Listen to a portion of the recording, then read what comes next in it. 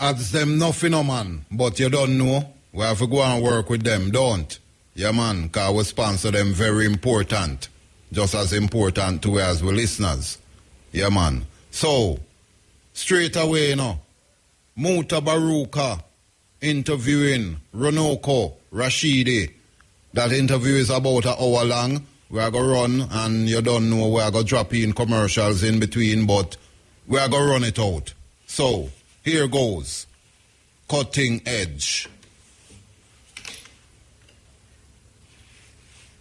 Jesus in the sky. And a heaven in the sky where we can enjoy no but when we die. Who responsible? How responsible for the Westminster system that has been perpetuated in the Caribbean islands, the English Caribbean islands, where the former slaves is supposed to connect with this kind of system. When we had that system of our own that was going quite well, until these guys come and destroy the system and now force us to go into a system that is not conducive to our culture, conducive to our even mind, spirit, body, and soul. So we force ourselves in that system. We force ourselves in it. And look at us. Look at us. One can or might say that maybe at least our foreparents who had the chain round them foot could have think and cut it off of them foot and run away. Now we have the chain round our head, round our brains. We can't think. So we put on some clocks booty and go have fun and dance. We want to say evening to our guests, sir. Good evening, sir. Good evening, my brother. We are talking with a mic there, yes. Good evening, Muta. How you doing? I'm doing very well, my brother. You're not tired yet? Tell me, because you don't care if I'm tired or not, brother, but I'm glad to be here. Yes, I am. I feel good. Yes, well, it's nice to have you. And yesterday was wonderful. A lot of people walk out of that place feeling really good about themselves, you know, seeing the slides that you present and, you know, just the interaction that you gave. A lot of people actually felt good about it, you know. So we give thanks to that also. We give thanks to your presence at the Marcus Garvey celebration on Sunday. And today is the day, really. Today is the day. Well, I can honestly say that I haven't been many places where there was such a hunger and a thirst that people had for knowledge of self. So it's been a very, very encouraging trip, a very uplifting trip. When I get back to the U.S., when I get on Facebook, when I get on the internet, I can honestly say that the sisters and brothers in Jamaica have embraced me. They embrace Garvey. They embrace their history. And it's very encouraging because we see so many negative things about African people. So it's important to be able to celebrate the victories that we see. And it's wonderful to see people embracing knowledge of self. All right. So we want to get into the nitty here. We want to get into the nitty here because how much books you have on the market? How much books? On the market, I think I only have about 3. I've written or edited 14 or 15 books. Yes. 3 or 4 new ones should be out within the next 6 months or so. But my big book is African Presence in Early Asia with Ivan Van Sertima. Yes. But I have a new book that should come out next month. An African publishing house called Books of Africa in London is going to publish a book of mine called Black Star, The African Presence in Early Europe. And I'm very pleased about that. It'll complement my work on Asia because Africans are all over the world. All right. You know, yesterday when you presented the thing, you was just showing like images of African faces from places that you travel. Where I really want to get into tonight is the possible contribution that African people make to these cultures that you find them in. You know, for instance, India, China, especially upon that level. But we talk about the migration thing, you know, coming out of Africa into Asia. And it's very interesting. It's very interesting because when you're going to school, we don't hear nothing about Africans in these places. Not only do you not hear about them in school, you don't see them on television. So the people that I showed last night, I call them the invisible people. And you see these places like Palestine, Iraq, India, Pakistan, China, but you never see black people in those parts of the world. I've come to the conclusion that there may be more black people, more Africans in Asia than Africa itself. So I call them the invisible people. They've been there since the beginning.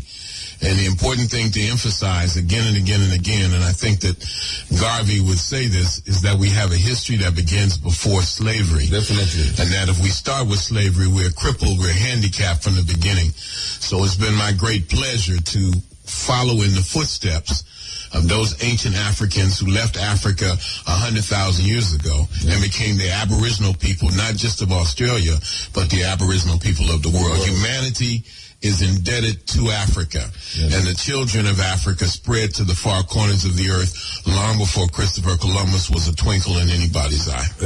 Ivan Van Sertuma tell us that the king of Mali took that journey from across the Atlantic Ocean long before Columbus, in the week came before Columbus book. Well, we're talking about different phases of history now. One, Africa is the birthplace of humanity itself, that the first modern human beings, even the archaic human beings, come from Africa, and they spread. And then you have Africans who came even later than that and brought the seeds of civilization with them. You know, just like we find ancient Egypt was an African civilization, you could find those same Africans in ancient Mexico, in India, in China, in Southeast Asia, in Greece, in Rome.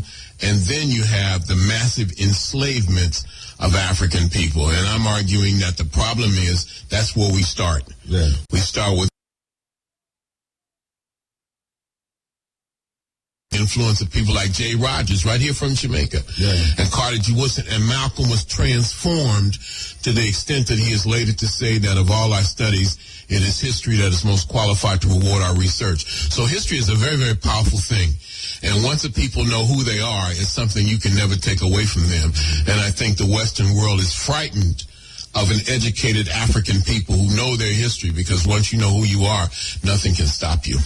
All right. Let me take the journey then, and journey from Africa across to Saudi Arabia into parts of Afghanistan, go into India, because it's a very intriguing thing to hear, because Indians came here as indentured laborers a long time ago, and we see the Indian population has grown to the point where they have a monopoly for certain, especially on the North Coast. The inbound shops is mostly run by Indians. I was able to see that tonight. Okay. I went to an Indian restaurant, my brother. Yeah, well, a lot of Indian restaurant. But, all right.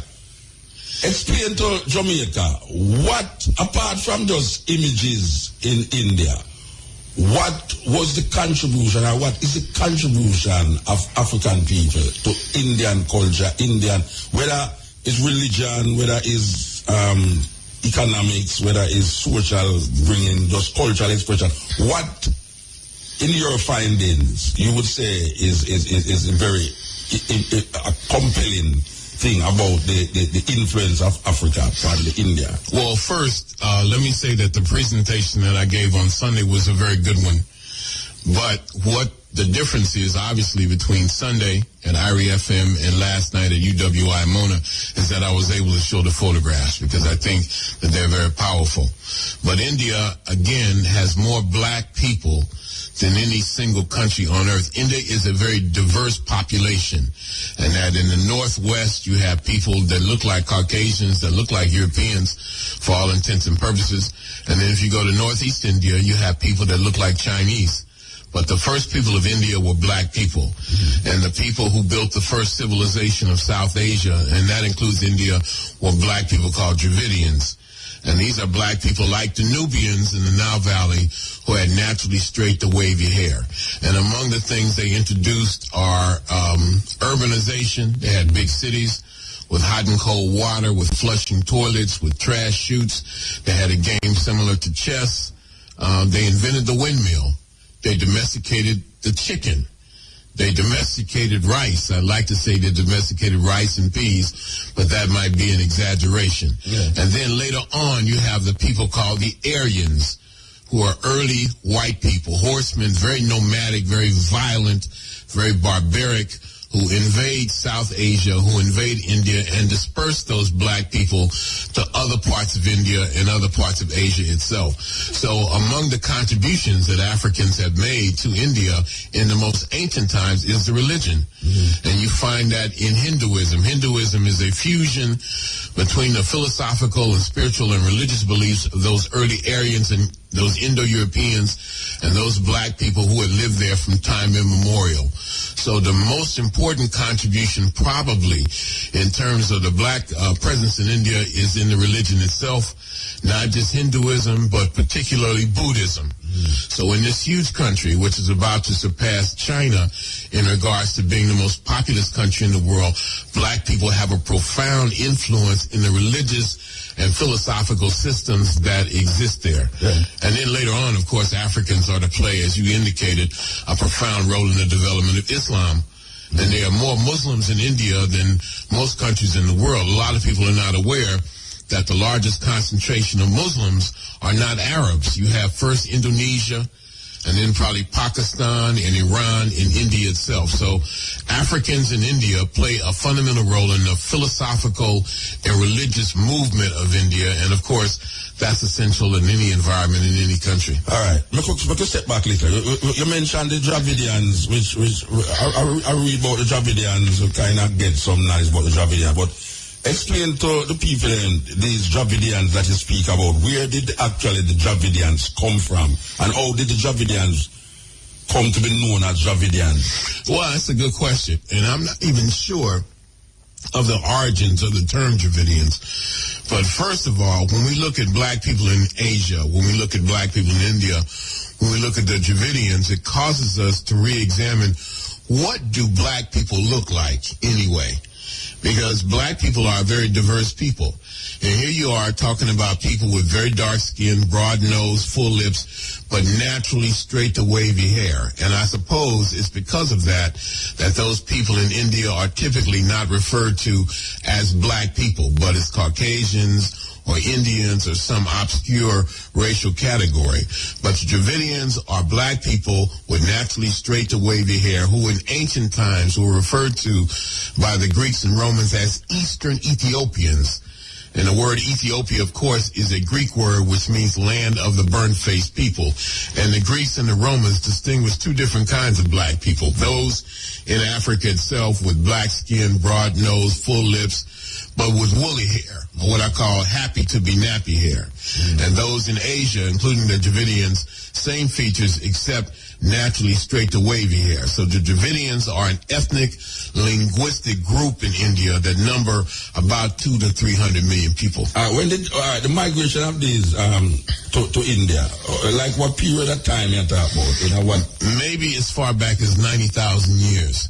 And we know this based on what are called genetic or DNA studies that show that there's only one race, and that's the human race, which started in Africa as black-skinned people, and they begin to spread from Africa maybe 150,000 years ago. Now, those who went into India probably came there 90 to 100,000 years. And there are different groups of them. The Dravidians? No, we're talking specifically about the Dravidians. I'm thinking that the Dravidians is the more profound influence in terms of, as you said, the religious perspective of India. Well, you know, you have a group called the Adi Dravidians, or the Adivasis, and that just means the first people. So you have different groups of Dravidians, and again, these are the people today that are oftentimes called tribal people, or what the British call scheduled caste. When the British went to India, they noted all of these various people, and they wrote about them. That's one thing the British have done. They wrote about the people in their empire. So you have very, very, quote-unquote, primitive people who came there from the very beginning and who were the aboriginal people of India. And then you have similar groups, related groups, who come maybe 10,000 years ago, maybe as recent as 5,000 years ago. And those are the ones who established what is called the Indus Valley Civilization, or the Harappan civilization, Harappa being one of the first great cities in India. And so we're talking 3,000, 4,000, 5,000 years ago.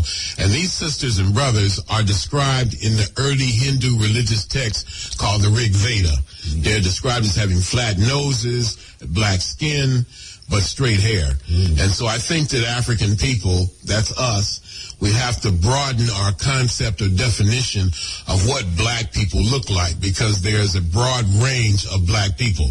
And bottom line is, everybody can trace their lineage to Africa. And so I think we also have to define what we mean when we say African. I think these definitions are very, very important, and we have to have the ability to define ourselves, because otherwise people will put labels on us and have us responding to those labels. So the Dravidians are no exception. All right. So when you went to India, you met with the Dravidians? Yes.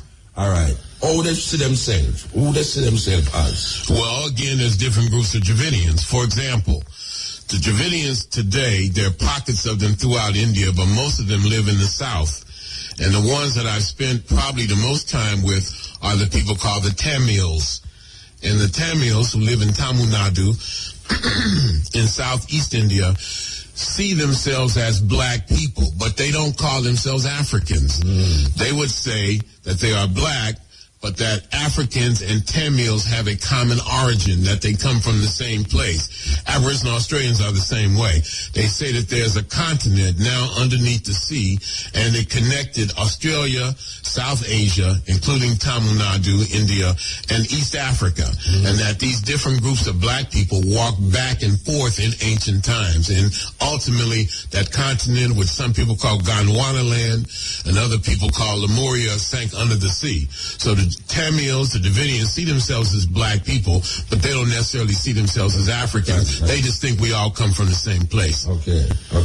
All right. So we have the Dravidians, I just say, part of that Ethiopian origin, according to what you said. I mean, we heard that in different other historical references. And so the Africans are moving eastward. So they are moving from India and they are going into now China. You have Africa as the birthplace. Yeah. Africa is the mother continent. Yeah. And the first place those Africans moved to is across the Red Sea into what is now called Southern Arabia. Yes. And you see the same physical type of people that we find in South India and Australia and Sri Lanka. You can also find them in Southern Arabia. And they filter into Asia, and they move from place to place and eventually populate the entire country or the entire continent. I give you something that maybe, might illustrate what I'm talking about. In 1996, not to get too far afield, because I want to talk about this in depth, I was invited to Australia. I met some Aboriginal Australians, particularly one sister named Graceland Smallwood, very, very powerful black woman in Australia. I call her the Queen of Aboriginal Australia. And she invited me to come to Australia to lecture. But at the same time, I had signed a contract to go to Egypt and lecture there. And the people in Egypt would not let me out of that contract. So the Aboriginal Australians said, look, Brother Runoko, we admire your work to the extent that we trust you to name anybody you want, and that person can come to Australia and be the keynote speaker at this historic conference. So I picked a good friend of mine, a good research associate of mine to go. He went to Australia, I went to Egypt. When I got back, I called him and I said, how did it go? He said it was a disaster. Well, what was the problem? He said these sisters and brothers don't see themselves as African. Talking about Aboriginal Australians now. And he said they don't have a problem with Africa. They're not anti-African, but they see themselves as indigenous, as Aboriginal. That bothered me because I want all black people to say I'm African and I'm proud. So I called my guru. I called a man named Dr. John Henry Clark. And I said, Dr. Clark, I have a problem. He says, what's wrong, man? I told him, a friend of mine went to Australia, met Aboriginal Australians. They say they're not African. He said, don't worry about it. He said, I can take you down 125th Street in Harlem and show you the blackest person in New York City who will say I'm not an African. He said, wait until Africa gets strong, and then even you will be surprised who embraces their African heritage. And I think that's the crux of the matter, because we are taught that Africa is the worst place this side of hell. I have heard people with doctorate degrees, African Americans, say things as ignorant as, thank God for slavery, primarily because at least it got us out of Africa. Now, black people in India have been away from Africa in some cases 90,000 years. So if African Americans have a negative attitude towards Africa, then you can imagine, and we've only been away for 300-400 years, you can imagine how black people in India must feel. So there's a distance, there's a disconnect, but we can resolve that when we begin to make Africa a powerful place, and we begin to show that Africa is not the jungle after all, but it's the birthplace of humanity and civilization. And to me, that is the key, the development and evolution of African consciousness among black populations all over the world. But all right, within the development that you speak about, it's almost like the development separate the people more. You know, because when you look at like this, they have a group now. Like you have the AU, you have the EU, and you have now Brazil, Russia, China, and India. They form a group. I don't know if you heard about it.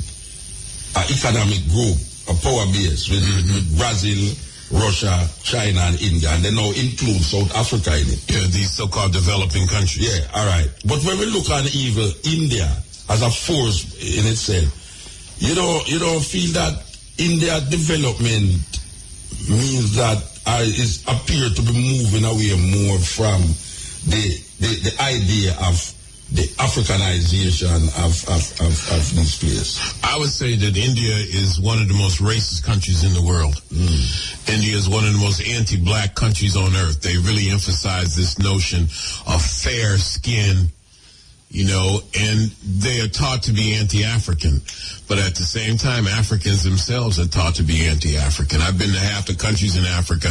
I've been to Africa maybe 50 times, and there's no doubt in my mind that you have the idea that to embrace Europe is to embrace modernity, and to embrace Africa is to embrace backwardness. And I'm sorry to say, my brother, I have seen some of that in Jamaica. This has been a wonderful experience for me. But when I hear about bleaching, and this whole notion that I'm not African, I'm not black, I'm brown, is very distressful to me. But that's the same phenomenon that's taking place in Africa itself, and also India and these other countries. And again, it has a lot to do with Africa being the poor man, Africa being underdeveloped, Africa having all these resources, but Africa being raped and pillaged and robbed for hundreds of years. And so there's an anti-African bias, and that is not an accident, that's deliberate. The same thing exists in India towards Africa, towards black. And again, India is not monolithic. India is very diverse in terms of its population.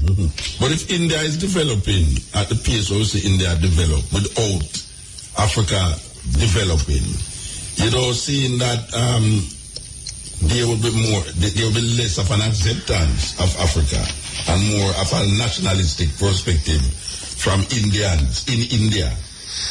Well, instead of them embracing them Africanness, they more get nationalistic as Indians rather than getting embracing their African identity. Yeah.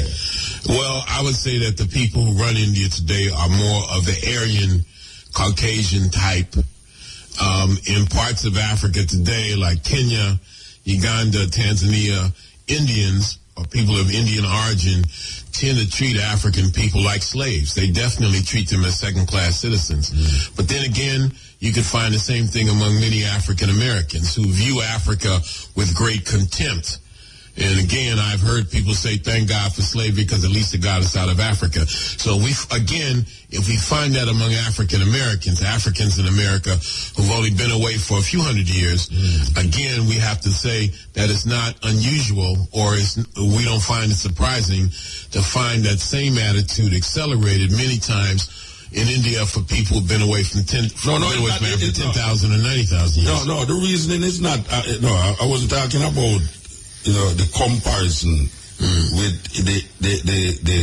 the idea that not being African.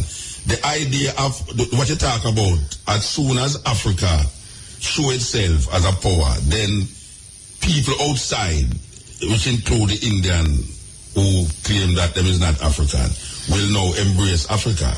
What may I ask, what may I say is that maybe India, as a developing nation in its own, will will not give rights to the idea that them is African because they are developing outside of the African sphere. Well, that's true. Yeah. India has its own self-interest, and even beyond that, China. And what I fear is that what we are doing is replacing one colonial master with another. Yeah. That these countries have their own self-interest, and that's what they're going to pursue. Everybody has their own self-interest, it seems to me, what they're going to pursue. Everybody has their own self-interest, it seems to me, except you and me. Yeah. Africans seem to love a world that doesn't love us back, and I think that's one of the reasons that we're in the situation that we're in. That African people tend to be forgiving, we tend to be open, we want to love everybody, we want to be loved in return, but that love is rarely given. And I think that it brings another question to mind, and that is, how do we achieve power again in the world without taking on the attributes of those who oppress us? I don't want to be a black-white man, but at the same time, I don't want anybody's foot on my neck. So it's a tricky road that we travel. Yes, man. It's a cutting edge. Shane Clark sitting in, doing the honors for Mutabaruka while we link up with Mutabaruka via some tape. Yeah, man. So, we hear Mutabaruka interviewing Runoko Rashidi, and they're looking at the Indian influence and also, you know, the Indian connection with the African connection. And so, we continue. Mutabaruka. This is the Cutting Edge, and I refer me there with you with Dr. Runoko Rashidi, and is a man who, as you can hear, has traveled extensively trying to bring to light the different aspects of African culture and African attitude in different parts of the world, you know. We're trying to get out of him the ideas of Africans who is Africans, but don't even know them is African, and Africans who is Africans who choose to identify with a nationality that is just there rather than a Pan-African outlook. They are seeing themselves as... Well, you know, for the last 30 years, one of the things I've done, maybe the biggest thing, is travel around the world, but try to define what is an African. Because if we now say all humanity can trace their lineage to Africa, and I have no doubt about that based on DNA genetic studies, then who is an African and who is not? Are all black people Africans, we could ask ourselves? Are all Africans black people? Well, I would Can white people be Africans? I wouldn't call Europeans Africans. I would not either. But I'm saying that I think that what we need, maybe I'm wrong, is a clear definition of what we mean by African. What would you say when you say Africa, what you mean? Well, first of all, much of it has to do with the phenotype, the physical appearances. Brother Peter Tosh told us, as long as you're a black man, you're an African. But at the same time, it has to be more to it than that. You must have, in my opinion, some kind of spiritual, historical, cultural link to Africa. It has to be, or I would like to think, it's more than just what you look like, but it's something about your history, your language, your heritage. Now, there's no doubt that humanity is traced to Africa, and even Europeans have African ancestry. But that doesn't mean I would be willing to classify Europeans as Africans. In my opinion, those white people in South Africa, those Boers, are not they're no more African than Queen Elizabeth. These are the descendants of Africans, but they have no claim to Africa. So I think that it's up to us, the intellectuals, the artists, what have you, the historians, the anthropologists, to give a clear definition of what an African is. And I haven't come up with a crystal clear definition yet, but I know that Africans are black people, and I like to see it go beyond that point. Well, John Henry Clark say it's stupid to say black Africans. You know, him have a thing when him say, why we keep saying black Africans? Africans black. Yeah, but Africa has also been invaded. Yeah, we know, but I mean, all right, in light of African and not the identification through color, right? People now saying, all right, you can't identify Africans through color. Color is not the basis for being an African. I think it's one of the bases. Okay. We know that, for example, you have the people in North Africa, the Arabs, you know, and they've been there for a very, very long time. But the old expression is just because you have cats, just because a cat has babies in an oven, you don't call the babies biscuits. Garvey raised the question. Somebody asked him, are you an African or a Jamaican? And he said, I will not give up a continent for an island. So place of birth alone does not determine your nationality. Well, obviously, those white people who born in South Africa could have really give all fast to them, say them is African. Well, ironically, then don't say them is African, really. The white people in South Africa, from what I gather, have only claimed that they are African quite recently. Recently, yeah. You know, because it's politically expedient for them in South Africa and Namibia and Zimbabwe and Botswana to now say, I'm an African too. I went to South Africa the first time in Namibia and did a bunch of lectures and TV and radio interviews, and they said, what are you here for? And I'm saying I'm here to build a bond of solidarity between Africans outside of Africa and Africans inside Africa itself. And invariably, a white person will call and say, my ancestors came here in 1652, and we've been here for 400 years. We have much more claim to being African than you do. And I say your history is European, your pedigree is European, your phenotype is European, and as far as I'm concerned, you are European and need to go back to Europe. And we could say the same thing about those Arabs in North Africa who are invaders and who treat Africans in general with great contempt. We could say the same thing about those Indians in East Africa, and the same thing about the Boers in South Africa. So Africa has to be cleansed. And when Marcus Garvey said Africa for the Africans, he wasn't talking about black people and a few nice white people too. You know, I had the same, I was in Cape Town on a radio show years ago, and we clashed with the same reasoning that these white people keep calling and saying that they're African, and I keep saying, but African is decided through heritage, culture, and genes. That's right. So it's not a matter of just being, you know, I use the term a cow born in a pig pen is a cow. And as you say about the caterpillar, but I'm going to put something to you. It's part of what I call Mutabaruka philosophy, right? All right, listen to this. Black people keep saying they're descended from Africans. So when you hear a Jamaican now talk, him say, I'm a descendant of an African. Rather than saying he's an African, I'm saying descended from. I am putting it to you, this, that white people is the descendants from Africans. Yes. Black people.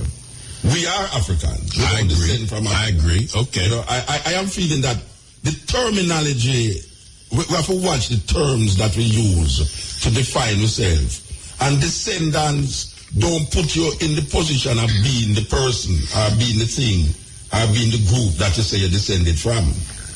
Well, if that's Mutabaruka philosophy, I can agree with that. Oh, you see it. No, I agree. Yeah. I agree 100%. Yeah, because, you know, keep saying the essence of power is the ability to define someone's reality and have them live according to that definition as though it is a definition of their own choosing. Yeah. I also say that what you do for yourself depends on what you think of yourself, and what you think of yourself depends on what you know of yourself, and what you know of yourself depends on what you have been told. So African people have to write their history, have to define themselves from their own perspective. As long as we allow other people to define ourselves, I should say, as long as we allow other people to define us from their perspective, then we'll be a race of cripples. Yeah. So I agree with you wholeheartedly. Yeah. All right.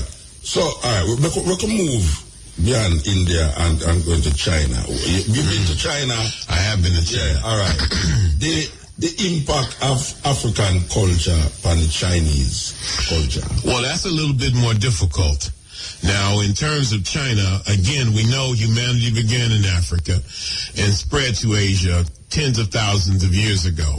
But in more modern times, we could say with accuracy that the first historical dynasty in China is called the Shang Dynasty, S-H-A-N-G.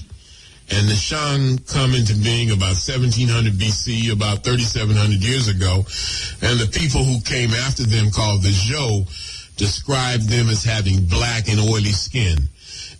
Chinese tradition says that the first emperor of China was a black dwarf. You have the evidence of physical anthropology, the skeletal remains that have been found in ancient southern China, clearly those of a black or Africoid people. You have the evidence of art. You have images of black people in the most remote phases of Chinese history. Now, when I went to China, I could not find any evidence of black people in China. I went into major museums. I talked to museum officials. I went in tombs. I could find nothing there. I had the photographs and books, but it's as though China has undergone a kind of an ethnic cleansing. So it's more difficult to reconstruct the black presence in China than it is in India, where you still have hundreds of millions of black people still there. So we know that Africans populated China. We know they had a big influence. But the question is, what happened to them? And then it opens another question. If we have an antagonistic relationship historically, Africans and Europeans, what has been our relationship historically with other groups of people? After all, Asians, I should say, Europeans and Africans are not the only two groups of people in the world. So historically, what has our relationship been with East Asians, so-called Mongoloid types? And it's my argument that they have been as antagonistic towards us, even Europeans have. So the history of black people in China, like the history of black people in many other parts of the world, my brother, in my opinion, is really yet to be written. Well, you know that the Arabs enslaved Africans longer than the Europeans. They have enslaved Africans, but so did the Chinese. No, I mean, in terms of what we know, I mean... Yeah, but I'm saying... the Chinese enslaved the Africans? The Chinese went to Australia in ancient times and took Aboriginal Australians back to China as enslaved people. They also apparently raided places like New Guinea. So the enslaved Africans didn't just come from Africa, but they came from Australia and the South Pacific as well. And that's one of the reasons that, to me, these areas are so exciting, because the history of black people in Australia, in the Pacific, in Asia, for the most part, has not been written from an African perspective. And so I would like to think that Garvey would be proud of us, because we're expanding the vision of Africa, and we're looking at black populations in the world from an African perspective in a way that's never been done before. Yeah, this is the question here, John Arif. Anyway, we're talking to Runoko. By the way, Dr. Runoko Rashidi is a doctor, right? As people don't say doctor, like what them say doctor. Benny up there, them say we're not a doctor. I have a Doctor of Divinity degree. Oh, you have a Doctor of Divinity degree. That's a good doctor. That's a good doctor. People were calling me Dr. Rashidi before I got the degree. So oh, yeah? For many people, it's just a sign, it's just a symbol of respect. Respect, yes. All right. We was talking about the Chinese and the Indian thing. The influence of Buddhism across these countries, even going into Japan itself, is really a phenomenon. I mean, considering where it coming from, India, and it moving as far as to Afghanistan, what they call the Silk Road, go into the Japanese. You have any knowledge or any information that govern what we call now the movement of this spiritual connection of Buddhism from India into China, into Japan itself? Well, you could say that history is the movements of people, that people move all the time. And that is what history could be regarded as. And so you do have an African presence in ancient Afghanistan. They may have been Dravidians. You see images of black soldiers with naturally straight to wavy hair in the armies of Afghanistan 2,000 years ago. Now, Buddhism itself is older than that. Buddhism comes about as a reformation of Hinduism is a very racist religion. Let's face it. It's a very color-coded religion with the whites on top, the so-called mixed races in the middle, the masses of conquered black people on the bottom, and the so-called untouchables or outcasts, now known as Dalits or scheduled caste, on the very bottom. They are more or less the slaves of the upper echelons. Now, Buddhism comes as an attempt to reform that. Buddhism develops in India beginning about 500 or 600 BC, before the Christian era. And the earliest images of the Buddha are black skin, nappy hair, broad noses, full lips. There's no question about that. And it spreads, as you pointed out, to the rest of Asia, but it develops in India. Now, Sheikh Anta Diop, who wrote a series of books, this is the great African scholar from Senegal. Some people pronounce his name Diop, D-I-O-P. He argued that the Buddha was actually a series of, there wasn't one Buddha, according to Diop, a series of Egyptian priests, Kamite priests, African priests, who left Africa during the time of the Persian invasions towards the end of the dynasties of Egypt, and they spread to various parts of the world. Now, I've been saying that the black people of India tend to have naturally straight to wavy hair, but the images of the Buddha have nappy hair, have kinky hair, woolly hair, what I call good hair. And so you find these images, and then you find the spread of this image or imagery into China, into Japan, into Southeast Asia, Thailand, Vietnam, Cambodia, Myanmar, etc. So Buddhism is an attempt to reform Hinduism. It's a very egalitarian religion. It's a religion where women are relatively prominent, and you find the spread of it. Some people say the spread of Buddhism is the result of a man named Bodhidharma, who not only took Buddhism to the Far East, but also is credited with taking martial arts to the Far East. Now, in terms of Japan itself, you do have three things. You have two proverbs that have been used to suggest a black presence in Japan. One of them goes for a samurai. Everybody's heard of the samurai. For a samurai to be brave, he must have a bit of black blood. Another one says, to make a good samurai, half the blood in one's veins must be black. There's also the tradition that the first shogun, a military ruler of Japan, was a black man. In 1914, an Englishman, of all people, a fellow named Alexander Francis Chamberlain, in a book called the Journal of Race Development, April 1914, says, and even in far-off Japan, we can find traces of the ancient Negro. For when the armies of Japan were fighting their hereditary enemies known as the Ainu, they were led by a Negro general named Sakanoye Tamumuraro, who became the first shogun, a military ruler of Japan. This is in the 8th century. So you have that bit of evidence. And then you have images of a deity in Japan named Fudomayo. Fudomayo, Fudomyoo, is one of the 5 wisdom kings in Japanese mythology. His name means the immovable. He's the patron of the samurai. He's always portrayed as a black man with an upturned sword and a natural hairstyle. So you have these bits and pieces of information. I'm sure that you could find similar things in Korea. Certainly the first people of the Philippines are called the Acta, A-G-T-A, which just means the people. The Spanish called them Negritos, or little Negroes, when they came to Japan. The Philippines in the 16th century. The Tagalog, the majority population in the Philippines, calls them Eta, A-E-T-A, a pejorative word that means filthy. These are the original people of the Philippines. They're the original people of Asia. Small black people that in Africa we would call pygmies. In Southeast Asia, same thing. In Cambodia, in Thailand, in Vietnam, you have not just the remnants of black populations, but you have great cities, kingdoms developed by black people. In Cambodia, it's called Angkor. In Vietnam, it's the civilization called the Cham civilization.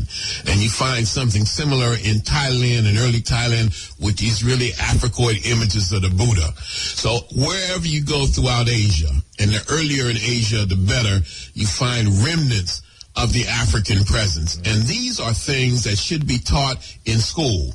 They should be taught to black people. They should be taught to white people. They should be taught to yellow people.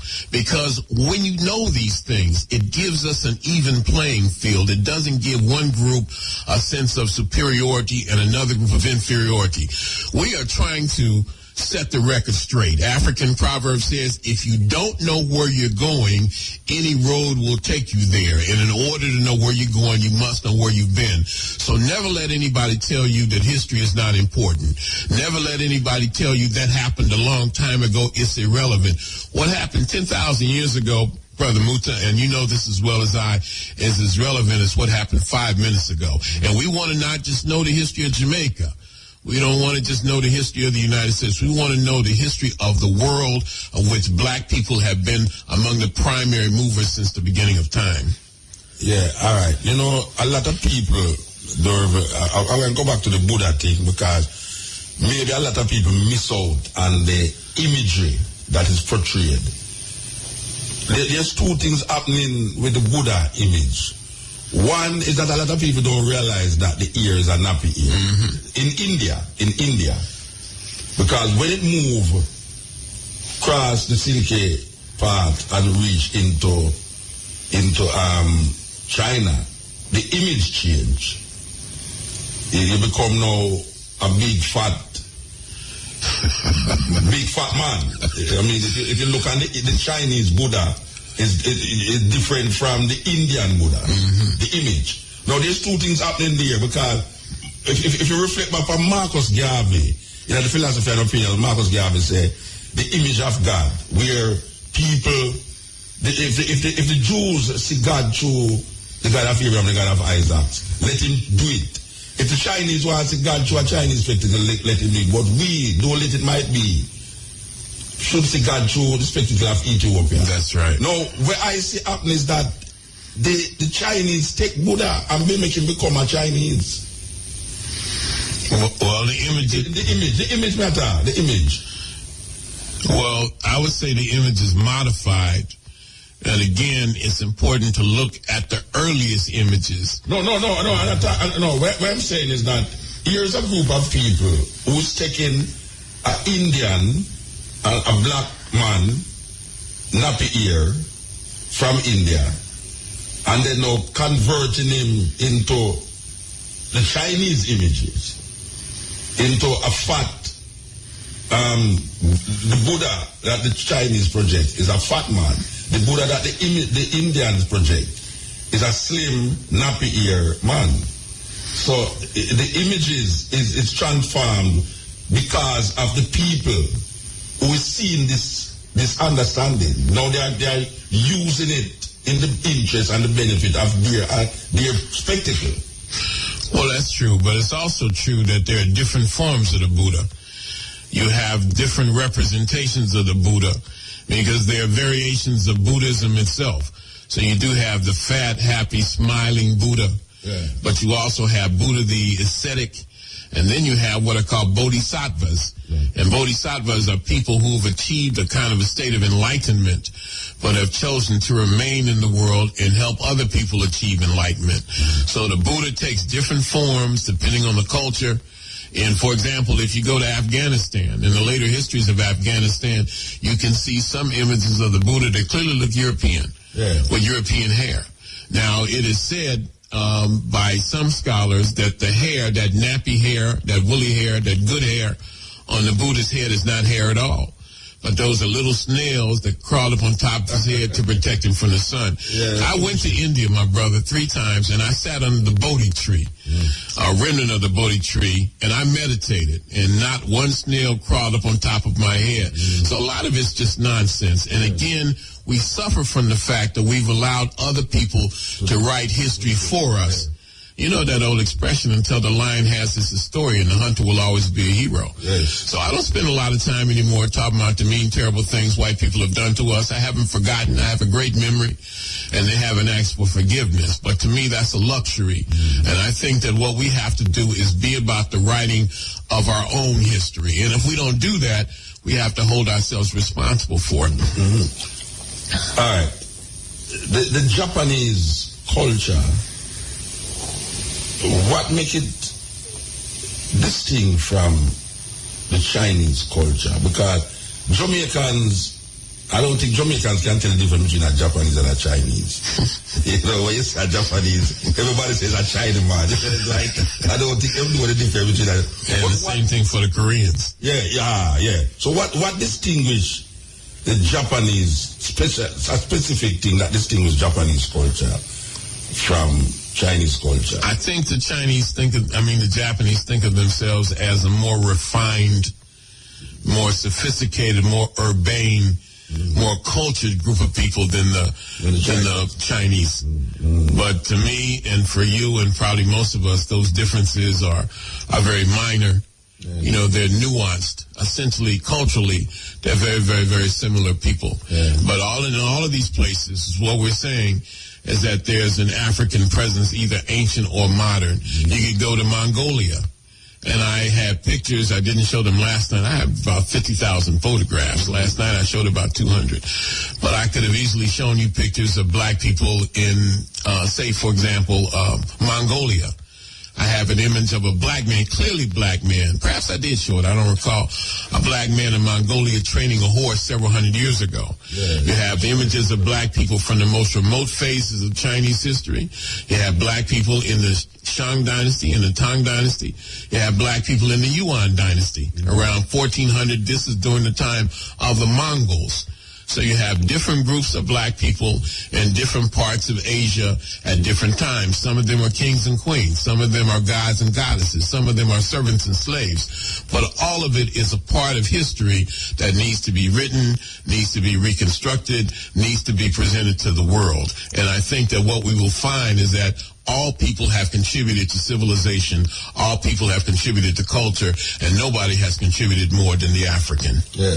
And, you feel that, all right. So Runoko, you go all these places and you find the African presence here, the African presence there, the African presence almost everywhere. Everywhere. Yes. So now that we have this knowledge, what is the significance of having the knowledge in terms of the development?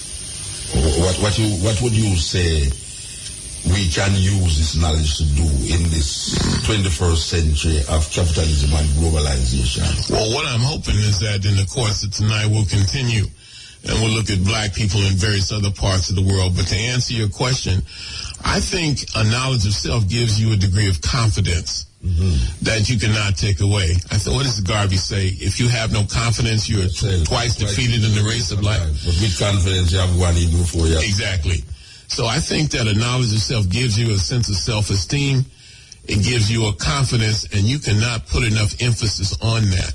I think if we knew who we were, it would fundamentally change our behavior.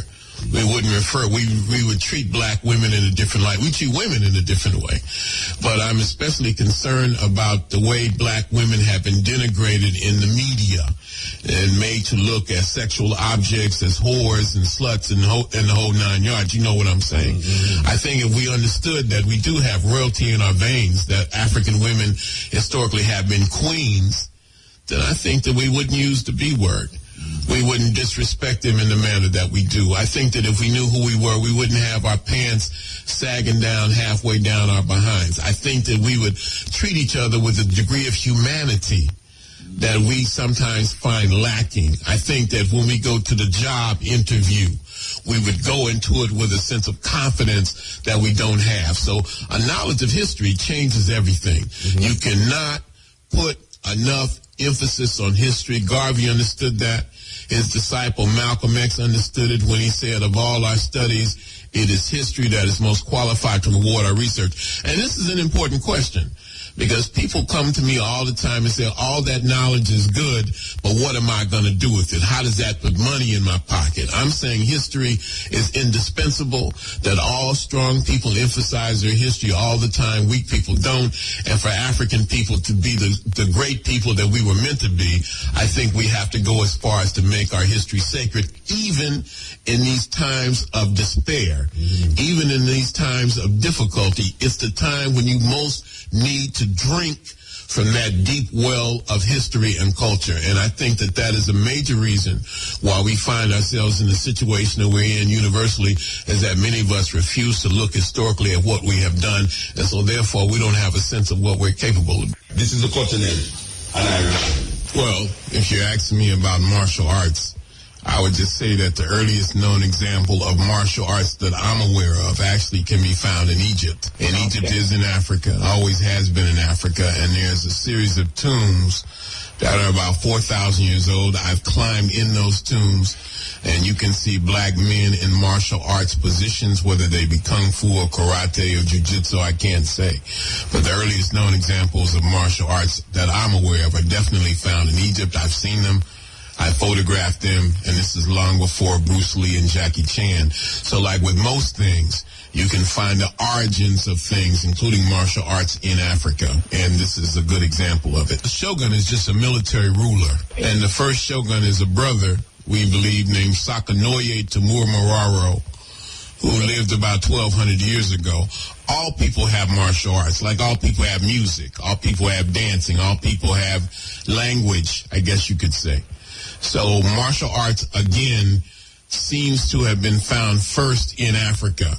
Now, the evidence that Africans took those martial arts to the Far East is a little different. There is a belief that a brother named Bodhidharma came from India hundreds and hundreds of years ago and took modern Asian martial arts from South Asia, that is India, into China and Japan. And it's just another chapter in African history that needs to be further written and developed. But there's no doubt that it first comes from Africa, like most things, and it spreads from there. Cutting edge, RFM, yeah. The Brazilian capoeira dance also, which is a kind of martial art. Oh, there's no doubt about it. I think that once we start looking at Africa in a different way, you know, it just changes everything. For example, the first known mining comes from southern Africa. It's about 47,000 years old. The earliest known use of mathematics comes from Swaziland. It's about 37,000 years old. Africans are the first people to bury the dead.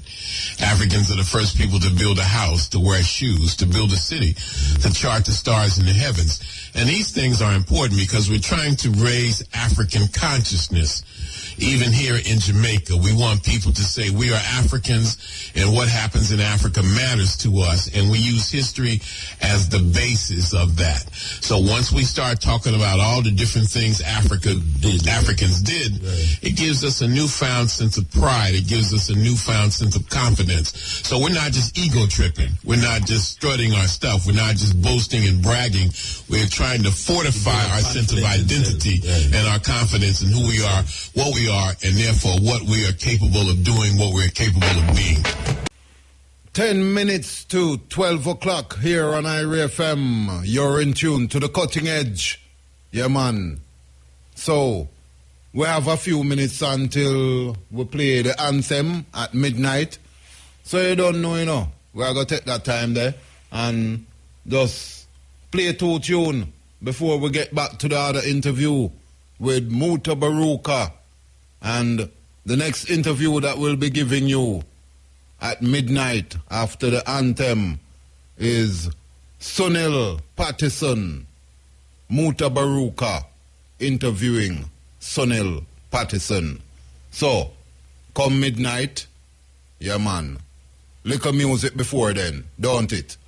You're in tune to the cutting edge here on IRFM and the 107s. IRFM.net for the internet and overseas listeners. We move to the next interview, you know. SUNNI Patterson being interviewed by Mutabaruka on the cutting edge. We're in the studio with you. We want to say good night. Give thanks. Yes. Give thanks.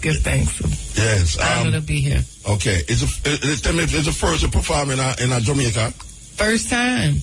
Yes, sir. Yes. Oh, you feel ready to perform in Jamaica? Oh, man. It's big. It was big. Yeah. Yeah, excited to be here. Yeah, so give thanks. Because, you know, it was sometimes before, at least a couple years ago, another group was trying to get, work it out and everything, and it just didn't work out. So it worked out this time as it was supposed to. Yeah, Sheldon tell me that it seems to you upon the YouTube thing and was so impressed. Oh man! I know I see you on stage. I was so impressed. So you're there, so now. Oh man! And by the time you're done, there's the amount of people out there. That's about Jamaica, now, Trust me, I'm supposed to be where your manager there? Where the manager sits there? I don't know what. She got the baby. Me I plan to get with the hall managers now. I'll be a part of the manager team. No, I tell you, no. So tell me something now. You're born in New Orleans? Born and raised, yes, sir. Yeah? Mm-hmm. So you did it when the whole heap of flood thing tear on the place? Well, so the hurricane hit on a Monday. Hurricane Katrina hit on a Monday, and we made it to Houston, Texas that same day. Okay. But which was a big blessing, because when we got back, half the house was about 2 blocks down the street. All of the furniture was... You mean your house? My house, yeah. So we packed clothes for 2 days, thinking that we would be back on that Wednesday, and like 100 Wednesdays, coming and left since we... I still never go back? Well, I moved back after a year. So I would go back and forth to, look at the property and see what to do with the property. But, it was nothing that could be done with, in New Orleans you have these shotgun houses, what they call it. It was a double shotgun house. So literally half of the house was off. And, I packed clothes for Wednesday. So we had 2 dresses. I had 2 dresses and 1 pair of shoes left.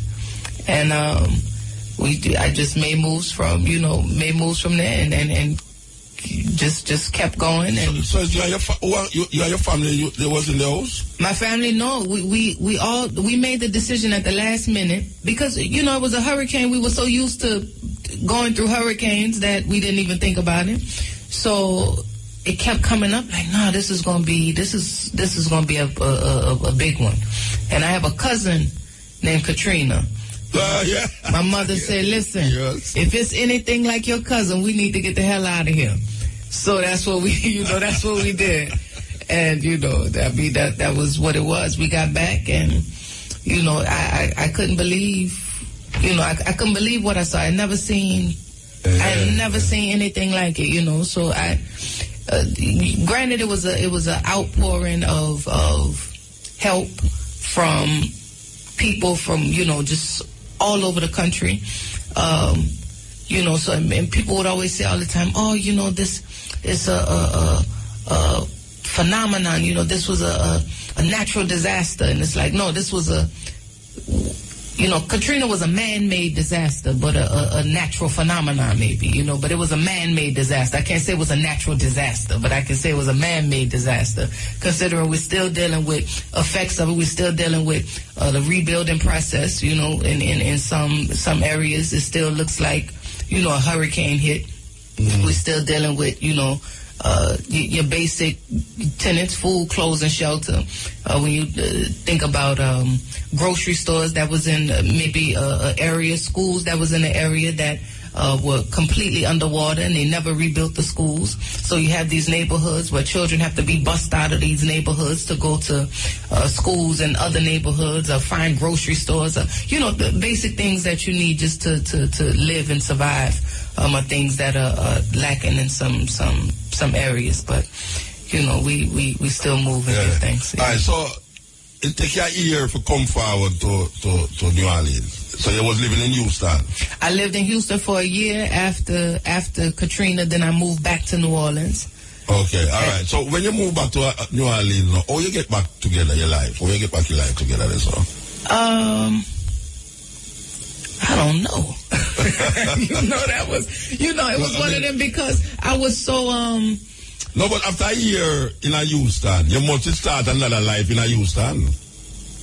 But I was still so back and forth in New Orleans, and I was traveling a lot with speaking and performing and things like that. Yeah, because you know, it was what I had to do really in order to get back on your feet. Yeah, get back on my feet and just really be in a good headspace. You know, because when you look at and think about the destruction that was left, you know, what I knew to do as, you know, artist, activist, healer, what I knew to do was to do that work. I knew that, you know, I needed to be a preservationist. I knew that I needed to recall culture. I knew I needed to recall history and bring forward some things presently and into the future. I knew it was certain things that I needed to project. So that was the only thing that kept me sane, you know, even in the midst of everything. You know, you look up because your family is still thinking about my parents and everything with, you know, and then other people who had never left New Orleans. You know, you had people that never ever left New Orleans, and now they're being bused to places like Minnesota and, you know, things like this. So you're dealing with a real, you know, in this time, you know, this aspect of enslavement, you know, when we were, you know, brought on these boats, you know, now it's Greyhound buses and, you know, all of these kind of things. And ship you out of your plane. Yeah, you know. I heard that Fats Domino said that he wasn't leaving. Yeah. Fats Domino. You know Fats Domino? Yeah, Fats Domino was like, no. And then, you know, it came a point where it was like, you got to come up out of this house, Fats. You know, something's got to happen. You know, people, you know, Fats Domino got a song, Walk into New Orleans. You know, one of them where it was like, Fats, we got to go, you know. It was something, especially in that area, see, where he's from, which is where I'm from, this area called the Ninth Ward, which was one of your hardest hit areas. So I mean, you know, you see this thing in Fats Domino's house is like a staple. You know, it's just yellow and black, you know, house and things like this. And then when you see it, like, wow, that's when you know too that, man, this is, you know, this was big. You know, to see it, you know, just leaning and the way that it was, you know, just everything is for those of you who don't know who we're talking about, that's true, because we know a lot of young people listen to this program. Fats Domino is one of the greatest blues singer out of America. Living in New Orleans, and if you Google him name Fats Domino or go up on YouTube, you might orient yourself to this great blues artist. So you're born in New Orleans, you grew up in New Orleans, you write your poems in New Orleans, you sing in New Orleans, you do your side chain in New Orleans. Between then and Houston. And Houston. And you say the first time we meet, which I don't remember, was in Houston. In Houston, Is that Yoruba? It was a Yoruba. Yeah, it was called the Caravan to the Ancestors. Which takes place every year in October. So it's to commemorate, you know, those ancestors that came over during the Great Ma'afa. And so it's in Galveston. It starts, some of the events started in Houston, then it goes to Galveston. But we met. Then I was trying to find I'm gonna find a picture before we leave. We took a picture and everything. I'm gonna find a picture before we leave, and show it. You know, the sweet. What was really sweet about that event was that when I came on the beach, hundreds of people on the beach, black people, and all of them was in white. It was amazing. You know, and then we had this whole heap of drumming and chanting to the orishas, and it was the first. I mean, apart from voodoo in Haiti, but it was the first Yoruba celebration I've been to. After that, I went to the next one in South Carolina. You know that temple? There's a temple. There's a Yoruba temple in Oyotunji village. The Oyotunji village. We was invited there too, and I went there. I went there. That was nice. a Yoruba village right in the heart of America. You know, yeah. like, wow. That was one of not one of, but that was the first, I want to say, village that was completely, this African village that was dedicated to, you know, this African thought, movement, dress, you know, everything. Everything, yeah. That was it. So I hear you read a poem and you call it all of the Orishas. But then I say, you do the Tai Chi, and I'm saying, no, I am trying to figure out what is our discipline. Because she mentioned all the Orishas just off her tongue like that. And then I hear she mention, and when she never mentioned it, but I get to find out that. So you have to tell me now, what is your discipline? So you know, I came through a bunch of schools. I come from you know, New Orleans is a hodgepodge of African Catholicism and, you know, everything else. So with voodoo, you know, hoodoo, everything else that comes along with it. So I came through a family, a Catholic family. I have a father who was a nickel and dime hustling Muslim. You understand? So you know, to combine all of that with a Baptist grandmother, so I would have to, you know, make the sign of the cross, then go to a vacation Bible study and go in the mosque and everything else, you know. So it was, you know, coming through that school allowed me to have an appreciation for every faith, I guess you could say, you know, and so my mission and movement is one of universality of love. So even I guess it could almost be a interfaith movement and discipline.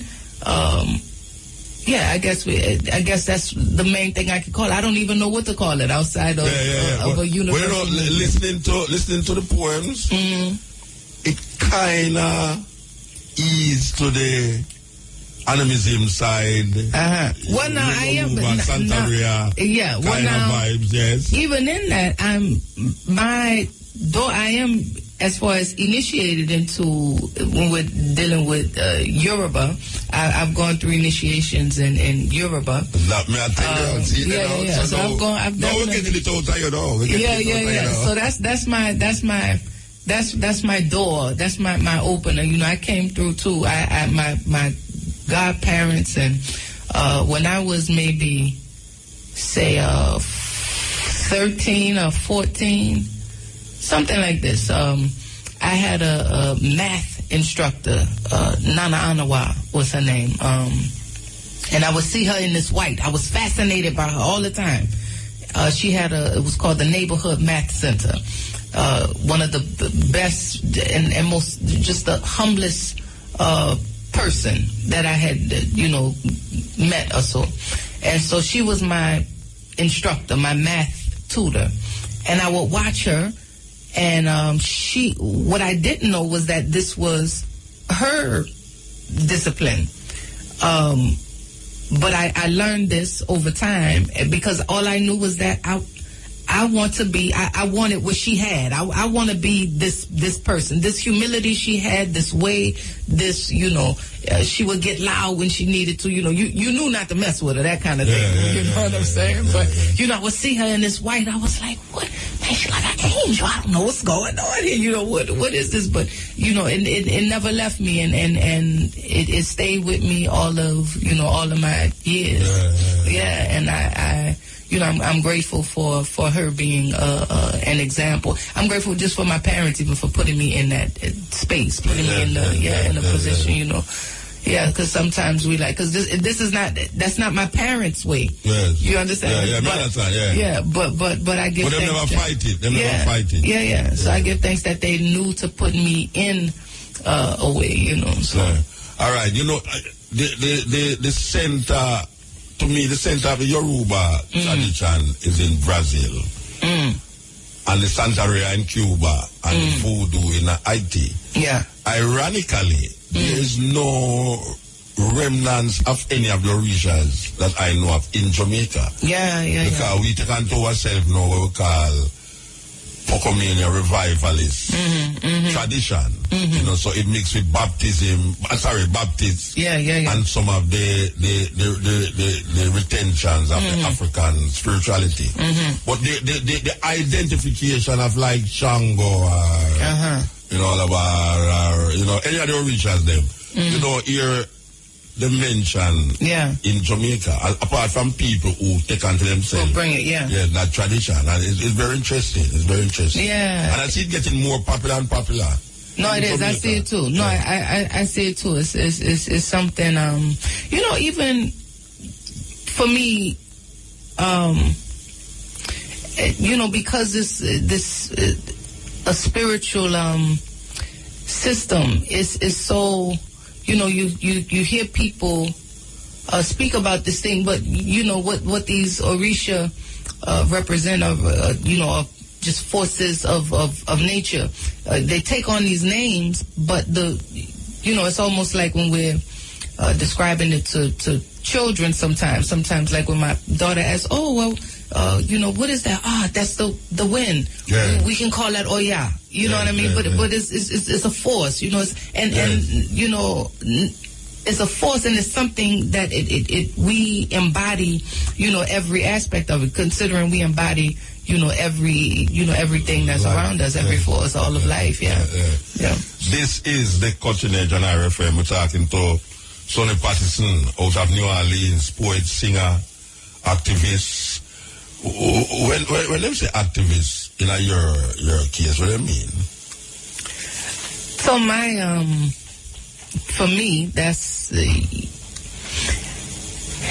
so I guess it encompasses so much because it's more than being quote unquote active, you know. But it is about you know, embodying, supporting, holding even space for a real just cause, you know. So it goes to holding these, when I'm saying the words, being a poet, especially knowing the importance of a word. You know, I remember reading a definition. It said that a word is composed of two parts, reflection and action. And they said if one part is sacrificed, then the other part suffers. So, you know, I want to make sure that in my way, whether, you know, through these poems and words, that I'm not sacrificing any part. You know, that is a whole piece. You know, that comes forward. You know, I like when poets are more than those poets, and I hear the activists come, and I say, okay, she's more than just a poet, because most of the poets that I know are then, well, let's say, poet activists. I say, okay, they're involved with something outside of the poetry. Outside of the poetry. So how long now, I mean, I can't remember your age, I know, because I don't know what I ask you, but how long now you've been writing poems? Which is a cliche question. Yeah, because I've been writing a long, that's been a long time. but I can say that in this way, how this movement of it, this traveling piece of it, I guess, came about was so I used to teach high school full time, and that was a whole another thing. With teaching high school, but give thanks, you know, it opened many doors. But so it wasn't until really I knew through college and things like that. I was always the one to do even when, you know, being a little girl, like in church, I was the one, oh, Sonny, we need a poem for the, you know, something, someday, something like this. So I was always that one, you know, but I took it seriously, I guess, by the time I got to college, really. And then throughout that college career, then teaching, and then once Katrina hit, that was in 2005, that was really when I had the opportunity to travel to this extent with it. And really go.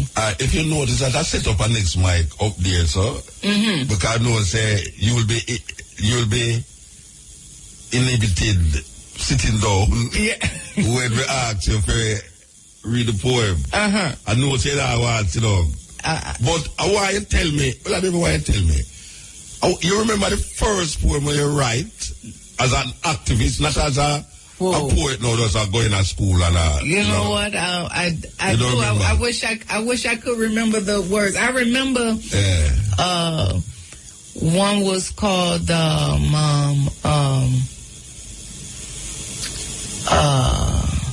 the first. It's a couple that comes to mind. One I remember was Babylon is Falling Down. And one was Little Boy Blue. That sounds like a song from another. Yeah. Little Boy Blue. I wish I could recite it, but you can't remember. No, but I can't remember that one at all. No problem. I just try to find out. Yeah. You know, like like as a poet, my first poem not nothing to do with activism, not nothing to do with blackness, nothing to do with. It was like a nature poem. Birds are lovely things. No, listen, that was my what I remember writing first. I was in the 4th grade. Yeah.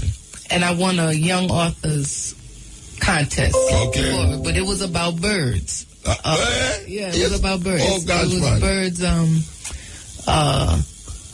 Something about birds on maybe the watch. Maybe some other poets, they might tell you the same thing, that is birds, they will write about birds. It was about birds. Birds must think that we are, that people are crazy because we don't eat worms and we don't sit on. I remember this because during, was something about that because during when I went back to check the property, check our house with the storm. What I found was what I was able to retrieve, and this was stuck under, I'm saying caked up mud and everything. I was able to find, it was a picture of my great-grandfather, a picture of my sister, and that award from the 4th grade. Great, yeah? That was what I was able to find. Well, I just say you get a trophy for your first work. I get a tick. I don't know if you know what is a tick. No. But in Jamaica, when you get a okay, I like them go for tick, it means it's right. When you get an X, it means it's wrong. Right, the check. Okay, yeah. So when I get a tick for a poem now, the teacher tell me to stand up in front of this class and say the poem. So I became a poet from that. That's it. Birds are lovely things to see, just to see them flying free. Birds with many colors. It's wonderful to see them flying for hours, you know. So that starts with. But then it take a turn. You know, right. It take a turn, right? You start to use the problem like it's a weapon. Yeah. Like you have a gun. They stay in a white man country too long. Yeah, they just start getting like that. You know that. Yeah. All right.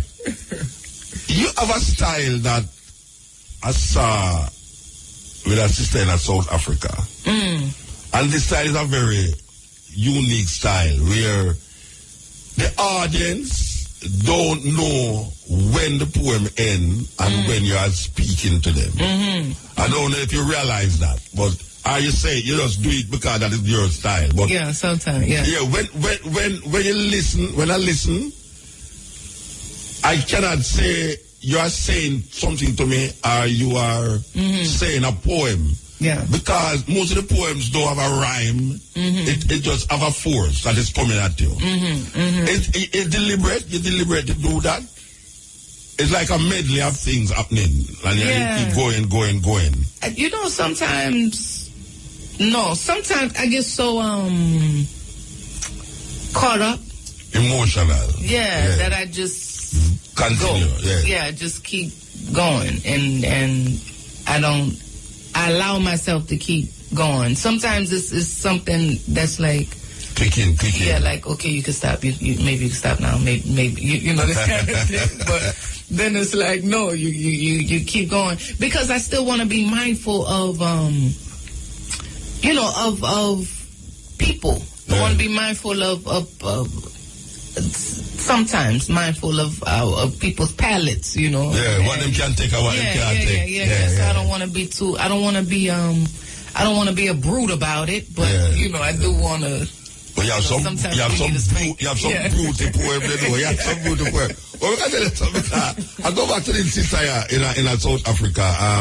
I'm going to hear one of her poem then, but she performed for an hour, almost an hour, and she didn't stop. She just keep going on and on.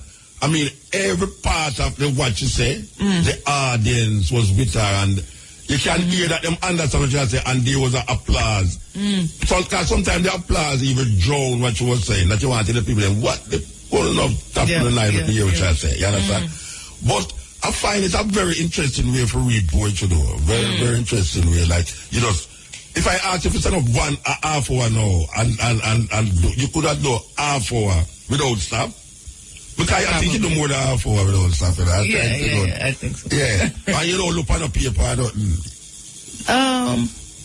Sometimes. But the other night you wasn't using a book. You never start out with a book.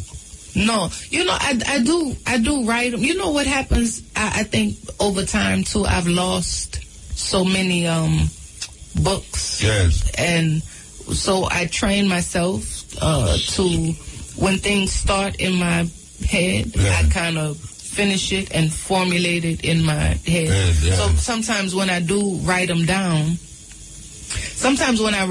by that time I'm only writing it to make sure that I'm remembering it in the way that it is in my head. So by that time it's sometimes on napkins or receipts or something like this. But I do write. I am a writer because I write, even if it's whether it's prayers or, you know, my journal entries, what I'm grateful for, and, you know, all of these kind of things, and you know, whether it's essays and things like this. But it's certain poems that the lines just come, and I keep it there, and that way I know I won't lose it. Well, I find I have lines in my head 6 months. I can't figure out the next line. No. That's exactly it. Because, you know, for me, it's not a poem. It's never the. Well, I don't want to say never, but it's not always the beginning. It doesn't, you know, the line is never. It's not always the beginning of the poem. Yeah, it's just the idea of what you want to get across. Yeah, or it's certain words that I know I may want to use, or certain, you know, energy that may that just may come through that I know I need to express, but it's never the beginning is never the beginning. Yeah. It's continuing in your mind. Okay. I want to give you the mic, you know. I want to give you the mic. I don't feel the people want to hear me for the rest of the night. I mean, I want to hear you in terms of where you're coming from. I still want to hear about the side cheat thing, because I say, wow, the side cheat. Oh, you're getting at that? I explain to the people what is Tai Chi. So Tai Chi, Qigong is more of an internal martial art. So the breathing drives the movement. It's quite often in our daily lives, either we don't breathe fully, and quite often our movement is dictating our breath, when our breath should dictate our movement. So we'll see that if we are, you know, still enough and we breathe deep enough, you know, certain rises and falls, we'll see our arms tend to rise and you know, in sync with the breath. So it's really about you know, balance and alignment and aligning the breath. Because quite often we're moving through life panting, we're not necessarily breathing. Yeah, like me, I know. Yeah. I know Jamaica don't allow you to breathe. Yeah. It allows you to pant with all the whole heap of problems and different things we are going on. It's pure panting at the whole way there, you know. All the young people, them, you know. Yeah. If you look on the young people, them in Jamaica, it's them not breathing, you know. No, they're not breathing. No. Them Yeah. That's what it is. Yes. I'll this lady up behind me. Right. She don't breathe, you know. She pant. She pant, man. Yes, okay. This is the Cutting Edge on RFM. And author of Acts of Faith. And you are listening to Mutabaruka. Yes, man. Listening to Mutabaruka on the cutting edge. 28 minutes to 1 o'clock. So we just heard Mutabaruka speaking to SUNNI Patterson, speaking about Tai Chi, Katrina, and other things. So we have one more interview where, well, this is not really an interview, but this is where Muta gives his views on religion. So, the ads them enough, as we say. We get back to the ads and we get back to Mutabaruka. You're in tune to IRFM on the 107s and the FM band. 20 minutes to 1 o'clock right here on IRFM. And without further ado, yeah man, we rejoin Mutabaruka, you know, as Muta gives his views on religion. Mutabaruka, cutting edge. So, we have come down in the last part, you know, and it's the part of the tickly, you know. Kind of tickly, the part of tickly. As I tell you, say, most of the even them country are profess to be Christian countries. And most people go to church Sunday. I don't know why. But them go to church Sunday because them feel say they may find some kind of solace and peace from the whole week. The first day of the week, which most people don't really consider the first day of the week. Them feel say Monday is the first day of the week. But it's Sunday is the first day of the week. For your information, Sunday is the first day of the week. Saturday is the seventh day of the week. Now the seventh day them say, it's Saturday them I work with. Roman Catholic and those who's influenced by Roman Catholic say, it's Sunday them I work with. Because really and truly, there's a man named Constantine, this emperor of Rome, who, because the Romans them used to praise and give homage to the sun in the sky, and the Christians them used to give the sun what them call Jesus. Him decide say, instead of aggravate the two set of people them, him going to merge the two things in a one. So him decide say, all right, if you appease the people them who worship the sun in the sky and the people them who worship the sun, the Father, the Son, the Holy, somebody, Jesus. What I'm going to do is, all right, for the first day of the week, we're going to celebrate the two Sundays. So them call it the Sunday, the day of the sun, just like Monday is the day of the moon. But people don't know that. You know, them give names according to the celestial bodies in the sky, and also them gods, see, and them emperors, like Julius Caesar is July, and Augustus Caesar like August. And if you follow and go look up the information, you'll find, say, all of these things come from Greek and Roman thinking. So, in our country, our countries, them give a thing named Christianity. Most people, them will change them political affiliation quicker than how them will change them religion. And most people feel almost adamant about them religion more than them political affiliation. And most Christian don't really want your question what them believe in. But yet still most Christian want to put forward what them believe in, like it's knowledge. And belief is really not knowledge. Belief is what you call faith. You have a faith. And you can't really question a man's faith. But when the man uses faith as a historical reference point, then you have to bring the evidence and show you, say, well, if you tell me, say, this is part of that, show me the evidence for it. Now we have a thing in the Bible. And the Bible, most Christians will tell you, say, is God write the Bible or God inspire men to write the Bible? And them say, you can't say nothing about it. And everything we're in it, I just saw it go. You can't use your intelligence, you can't use your brains to imagine or even contradict or even come to a logical explanation and understanding about where the Christian really has said, when him say, what him say. So you're always in a tussle with a person who is adamantly religious.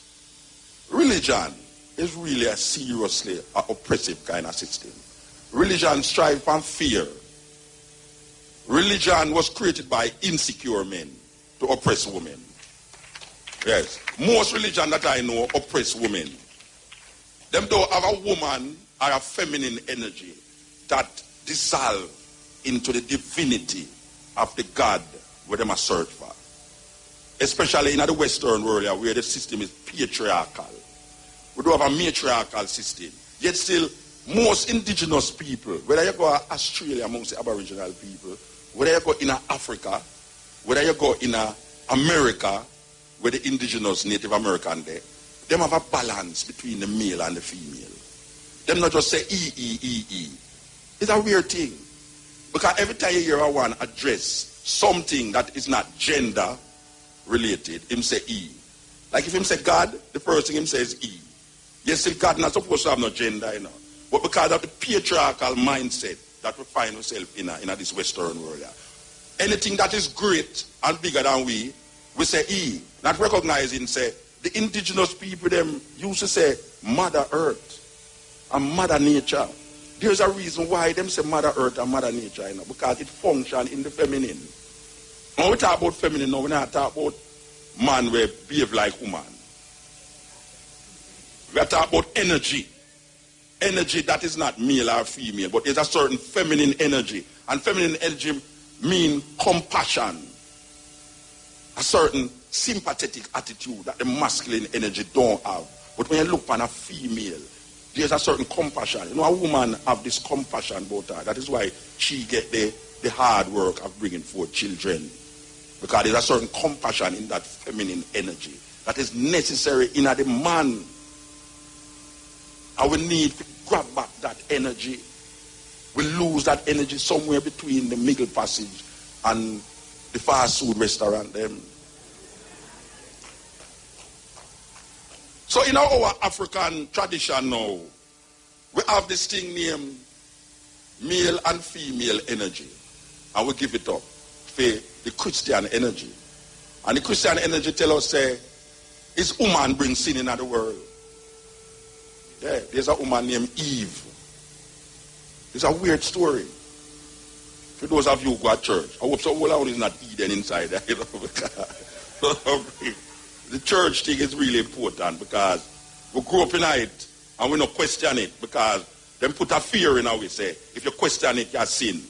So, no care a man intelligent. From him to reach a religion, him lose him intelligence. Him nobody think again independently. Him just follow where the things say, like zombie. No. There's a story where something where them says E made the earth in 6 days, and rest on the 7th. Obviously him get tired because it's really a big job, really. So, he make something named man. And it's the weirdest thing because he make the man, and the man did it by himself. And this E wanted a gardener. Because he make a garden and no rain, he never make no rain. I don't know why he never remember say flowers want rain and food want rain. So he make the garden and he would obviously believe say the mist of the morning would water the garden, but it wasn't working. It's really strange for something E that is omnipotent, omnipresent and omniscient never realize say plant want more than just mist. But make a work with the story.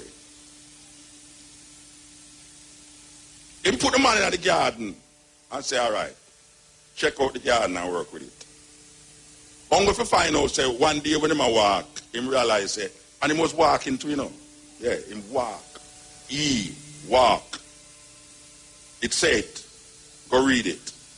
Genesis 1 and 2. I don't want to sound like a preacher, I know if it was Sunday, but what is to be done is to be done. But him look on the man one day and realize the man was lonely. No, this is an omniscient, omnipresent, omnipotent something named E, which people call God. He never realized if he make this one man, the man would be lonely. But he make the man, and he said the man was lonely. So, him realize that the man on zone, and guess what him do? Him call all of the animals them to the man. I don't know why him call the animals them to the man. Trust me, that sound kind of strange to me. Really. I mean, why would you want to call the animals them to the man? But that's how the story go. It's not me I write the story, no. Go read it. Genesis 1 and Genesis 2. So the man there, play with the animal them, and I do a story by him, I do with the animal them, and he man name the animal them, alright, you name cow, you name ass, you name donkey, you name cow, you name dinosaur, you name all sorts of things, the man call all sorts of name and thing. But he man pass again, and he realize, but wait, the man still look lonely. The animal them not really work with him.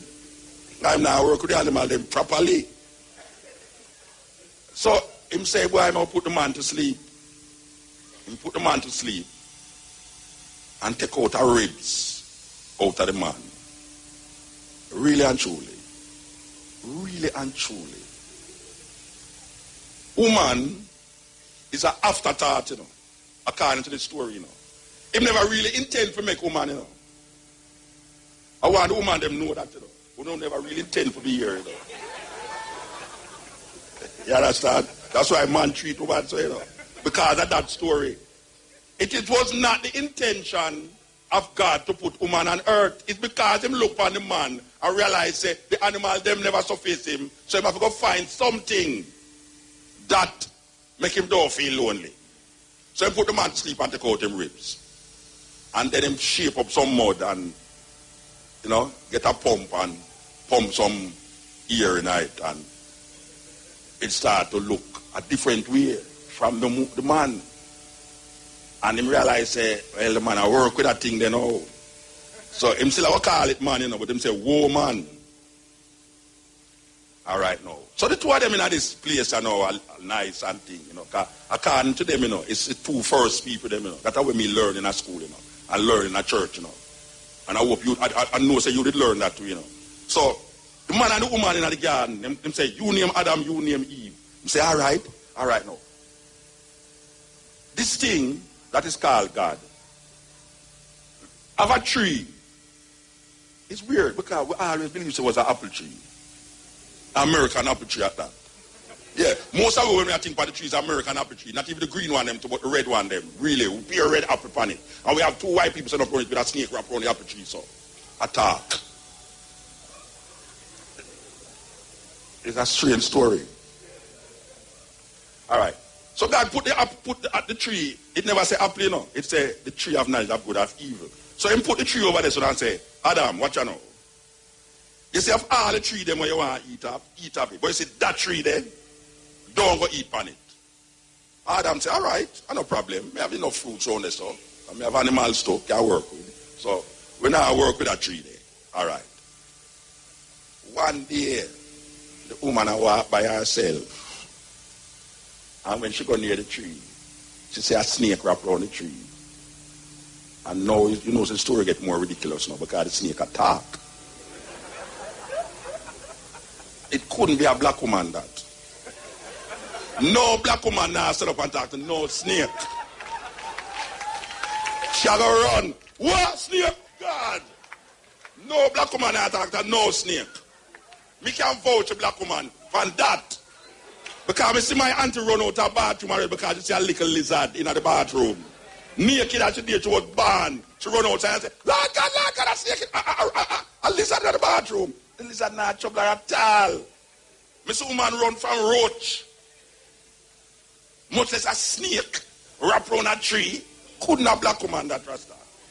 Anyway. So the snake I got talk now. No, you know. You see this tree, it's because God knows, say, you're going to be like him, knowing good and evil. Why I'm telling you to eat it, you know. And the woman I say, it's not me to tell you, it's Adam. I say, see this, so I tell you, so you can't eat it.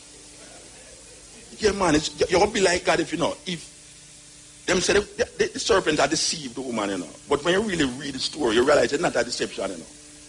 It's God don't want you to be like God, knowing good and evil. So he put this up. So, of the tree of good and knowledge of good and evil. So the snake I say, come on, eat the thing, man. And you be like God. So the woman say, all right, boom. And she bite the fruit and, wow, tastes like it not no genetically modified thing in it, so it can't work. So she go to her husband now and she say, well, you want to say, it's the tree where God said we not to eat from. And I tell you the fruit. It has a one. So the husband take the fruit. He says, I'm going to eat it. God walk up on him sneakingly. I say, oh, me tell you, say, of all the three them you must eat, but that one that you must eat of here now is the woman, man. Is the woman, son. You see, from God, you say the woman, God just turn to the woman and say, look, you know, it may curse you know. In childbearing, you shall have pain. And the snake shall bruise your heel, and it to generation to generation. And then him look at the man and say, you, by the sweat of your brow, you shall eat bread. Now, if me was Adam really supposed to ask a question, what is bread? Because no bread never in them days there, really. So, the idea of the sweat of your brow, you eat bread, I want to say, but we never plant bread yet, I will name bread. I mean, the story kind of ridiculous still, but yeah, because 1,000 of years after bread originated, invented, you know, appear animal and birds and flowers and trees and things there. So when God said, by the sweat of your brow, you shall eat bread. You wonder, wait, then bread never invented them time and tell the man that. The man's supposed to get confused. But guess what, though? God chased them out of the garden, you know, and put a sword, a flaming sword, and say, lest man take up this tree and become like one of us, knowing good and evil. Let us chase him out of the garden. This is what God said, you know, after him chase out the man and the woman. And him say, lest man become like one of us, knowing good and evil. Him going to chase him out of the garden and put a flaming sword in front of the entrance that him can't come back in there. So the man gone and the woman gone out there, so now. Them realize they can't have sex. Cain born first son, Abel born second son. Now, some of you know, say, no, God don't like vegetarian. He don't like vegetarian. Because the story say, Cain is a farmer, and Abel is a hunter. And Abel take all of the animal them and offer it up as a sacrifice to the Lord. Because the Bible says, God loved the scent of dead flesh. So when God smelled it, him say, McDonald's, Kentucky, Burger King. Cain now, him take all him fruits and him apple and him banana and lettuce and this and that, cut all some pear and all everything and put it down. And when him come back, they not touch at all. So I vex him, I get vexed, and I say, wait. Oh, you kill off all of the animal them, and so cruel. And God love your things, and him not love my thing. So Cain just kill him, brother. Kill him, brother. Can't get jealous now. He must say, watch a man, after me tile so hard, and I work the ground, and them things, I look how my fingernail them stay. I can't even put nothing for my fingernail them. I can't even go get no manicure and pedicure and all them things there. And God just deal with your things. So just kill him, brother. But yeah, the story get weird now. Because me go to school, mathematics show me say, if Adam and Eve is the first two people upon earth, and Adam bring Cain and Abel, it's 4 people upon the earth, and Cain kill Abel, 3 people upon the earth. But the Bible says, Cain went to the east of the garden and found himself a wife. So me I say, wow. I wonder if Adam did that to something with the animal them that we never know around there, so that him go find himself a wife, Rasta. Maybe the tree monkey who set up on the coconut tree will evolve from them and come over there. So, but the story kind of get weird. Because really and truly, that's really... Anybody ever hear about Anansi? Anansi is an Ashanti folk tale. It's about a spider who's tricking. No, nobody really believes you have a spider in Africa we attack. That's a Ashanti folk tale. So why is it that the snake in this garden is not a Jewish folk tale? Because it's really a Jewish folk tale. It's nothing else but a Jewish folk tale. Because snake cannot talk. Snake cannot talk. The story is metaphorically written that you need to understand it on a next level. But these preachers and theologians who trick the people them every Sunday, them don't understand what is the metaphysical understanding of the story. It's like Humpty Dumpty sat on the wall, Humpty Dumpty had a great fall. Maybe the man never really talk about no egg. Maybe really talk about a system in a Europe. The egg is really the king. Humpty Dumpty sat on the wall, Humpty Dumpty had a great fall. All the king's arson and the soldier them couldn't put the system together again. We don't know, but maybe it's that him attack. No. I sure know, say, the people them who did write a story they have sense. And them never intend if we believe, say, those things was physically happening. Them don't really want to believe that. But these people come and make it history. So them have a faith and a belief. And the faith and the belief translate into historical things. So them tell you, say, no, it's a historical thing. Yes, God can do anything. He makes snake talk and donkey talk. It's there all that these kind of story in the Bible, you know. Donkey attack, snake attack, the sun a move and all them something there. And get strange. And a guy built a boat. 500 foot long, according to the book. The boat is 500 foot long. With one window and one door. And he put a pair of every animal in that 500 foot boat for nearly a year. And all of these animals in there. Where the elephant has stand up on the rabbit. And the animal them who eat animal eat the other animal them. And the giraffe in them neck of your turn so because the phone, I mean, and the window no open, no air condition no in there. And there's 8 people them with all of these animals in. Oh, him get all of 2 pair. Oh, him get a pair of every animal in there. And them set up at the door. Okay, Japheth, coming in, 2 cows. Look at them if they say him say, okay, yes sir, father, animal, yes, male and female, you can go. Okay, 2 mosquito. What? Oh. Daddy, I can't tell the difference here though. You have to come and help me here. Son, you need a magnifying glass, man. But them don't invent magnifying glass, father. Kangaroo. How did he get kangaroo in there? Kangaroos are indigenous to Australia. How did he get kangaroos in there? Did he walk to Australia and take back the kangaroos? It's strange. And this 500 foot boat. And him destroy the whole earth. With all these people who don't have nothing to do with nothing. More than say them, some of them are farmers, some of them are animal. I mean, all these pregnant women, these little babies, you just destroy the whole earth because you say man mind get wicked and vain. So you got to start over. This is omnipotent, omnipresent, omniscient. We're supposed to know when you create something, say, it's going to get weird. Just like when a man create a computer, he knows, say, after a while, certain things are going to break down in night. So you make parts, you make more money off of you. You buy back the parts them. So you know, really, that's where the computer itself, but that's where the things them in the computer. God, who is omnipotent, omniscient, make a whole world and make so much people on the earth and then take 8 people, put in an ark with 2 of every animal in it and then wipe out the whole place with some flood rasta. And then, when them come out of the ark, them get worse. So him never know, say, after them that means that when it's genocide, you know, because after them destroy the whole of the people, them, that's let them come back now. You got to tell me, them never know, so them will get wickeder, and them get wickeder, and after 6,000 years, them get worse and worse and worse, you know, till them have to come with all him son and kill him own son. What kind of father that? Him kill him own son, and him kill him own son 2,000 years ago, and the world get worse. Man like all Bush about the place, and things just get terrible. It's weird. And you know, as them come out of the ark, so you know where them do? Take the animal, them and offer them a sacrifice. After you save the animal, them in the ark. As you come out, you know, you say you go plant some food. You just take the animal, them because God said, at Genesis 8, me I talk about no, you know. Genesis 8 tell you, say, and Noah offer up the animal then as a sacrifice unto the Lord. And you ever notice that the man them of God in the Bible always get drunk?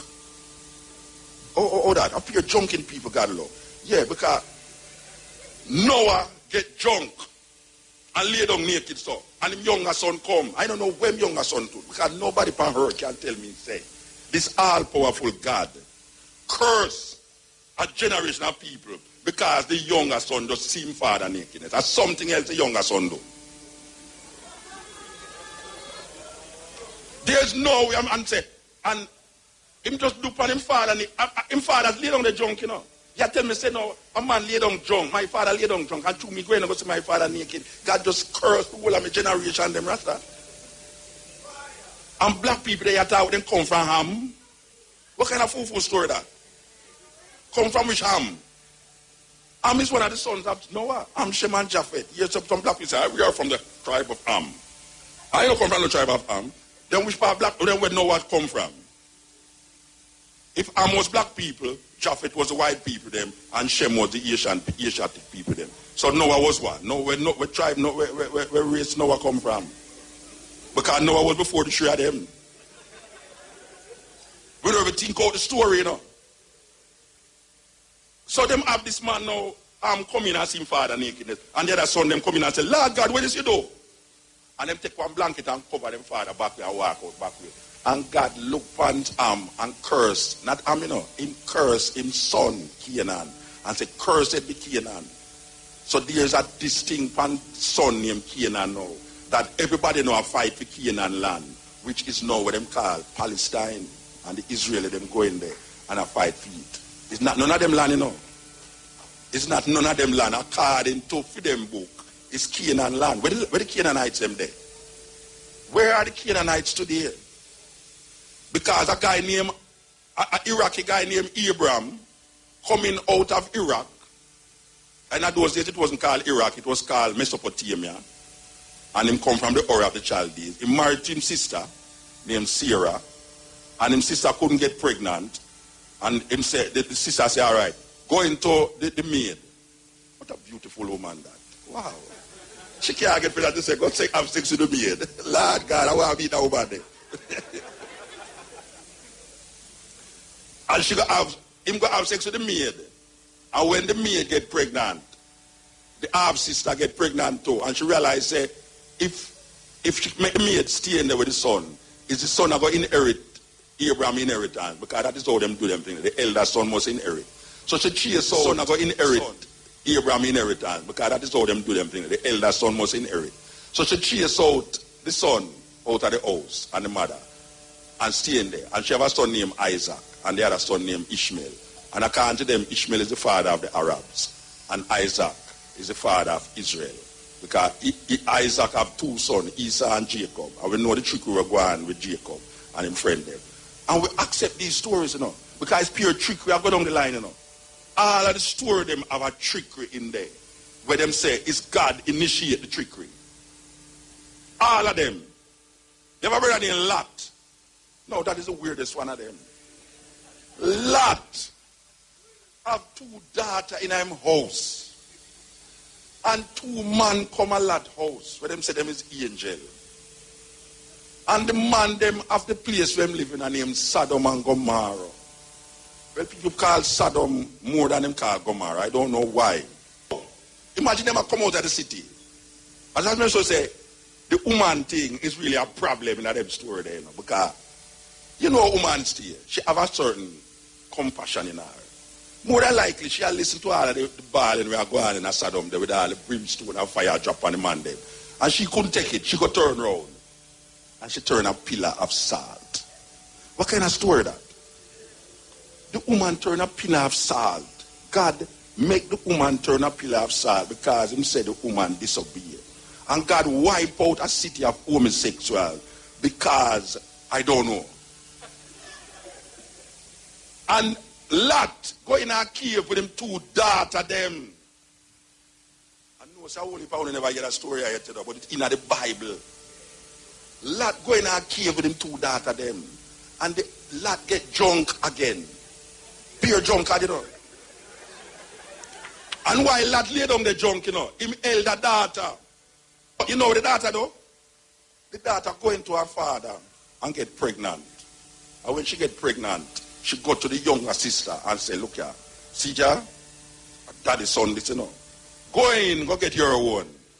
And the next younger sister go into her father and get pregnant too. That is incest, you know. That is incest in any language, in any culture, that is incest. But nothing never happened to neither the two daughters them nor Lot when them do that. Yet still, God wipe out a whole city. Trust me, man. Me go to Sodom already. I mean, the physical Sodom and Gomorrah. Not even bush there. The place just blank, like a desert. Not grow there.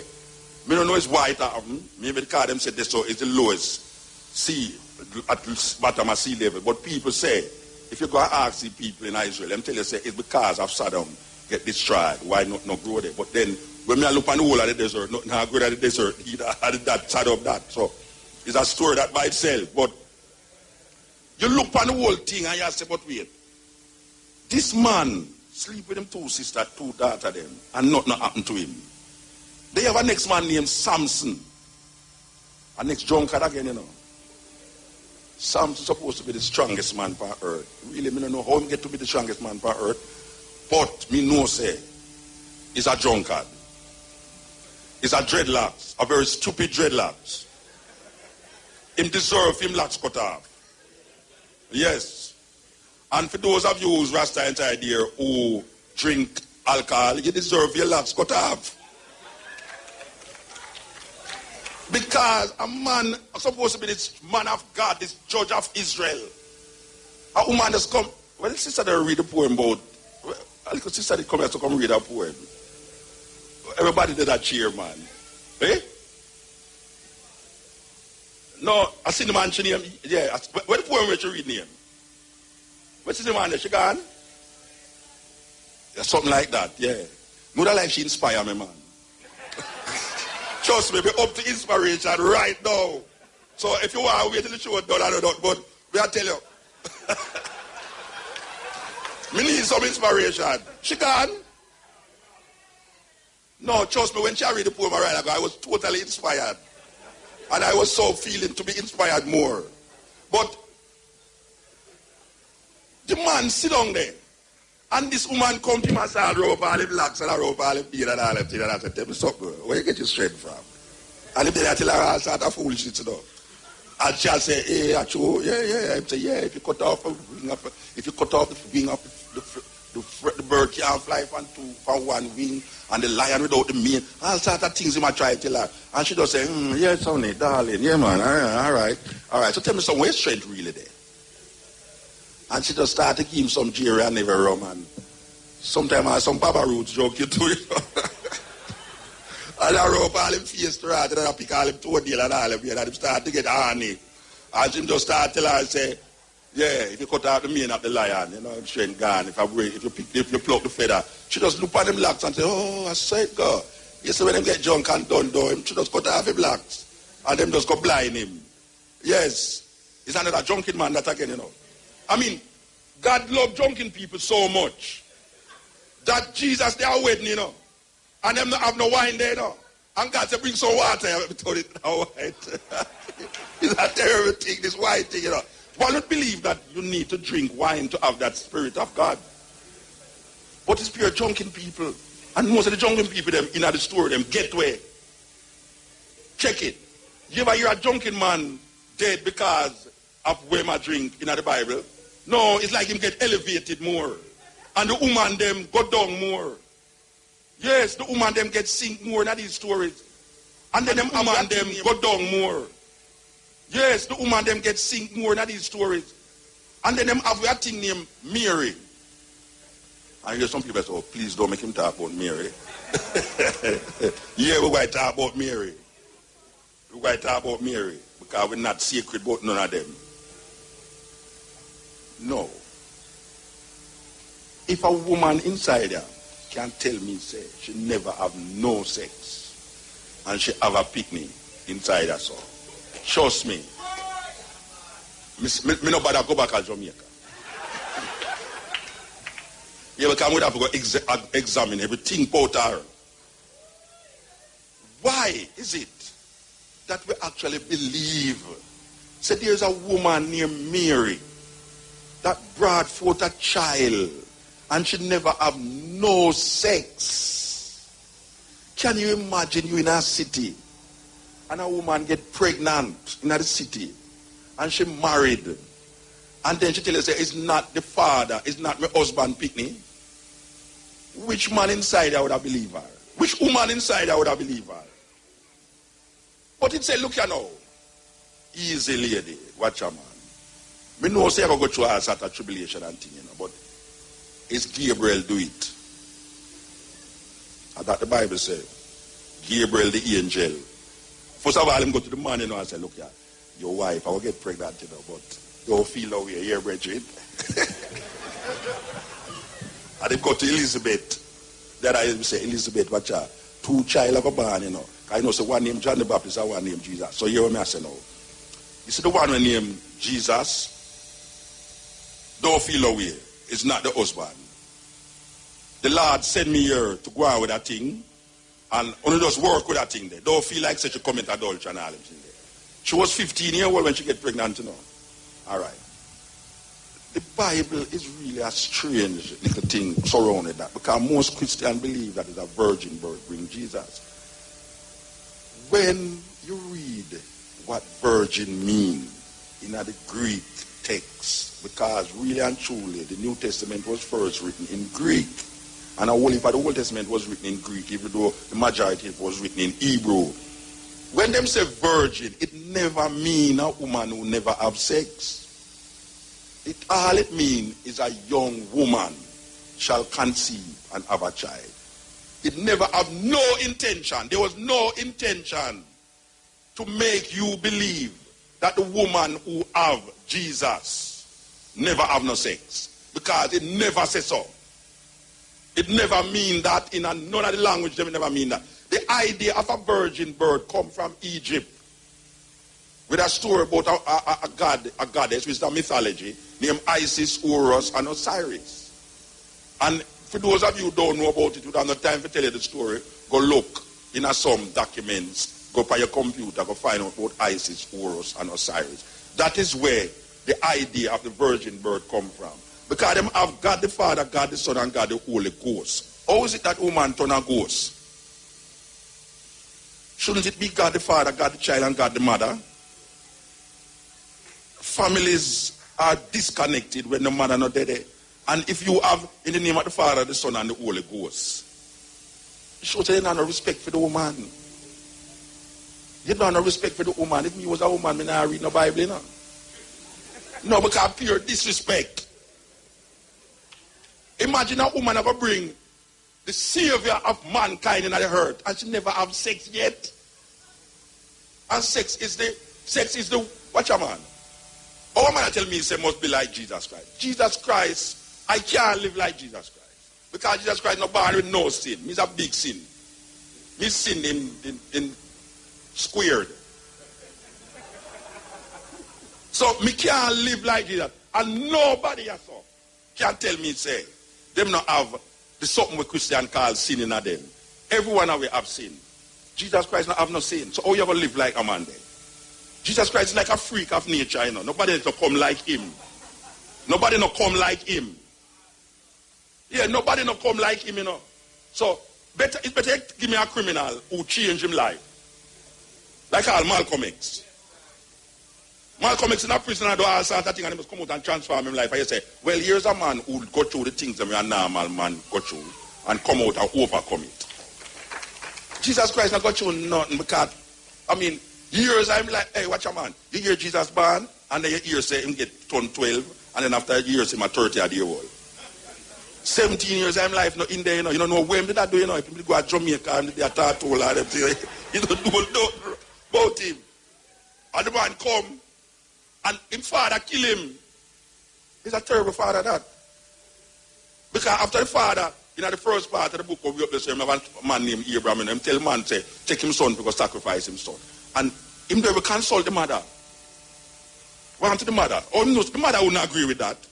And furthermore, you can imagine one of them brethren have a son and go out to the middle of the square out the son and say, why you want to say, God tell me if you sacrifice my son, People that call attempted murder.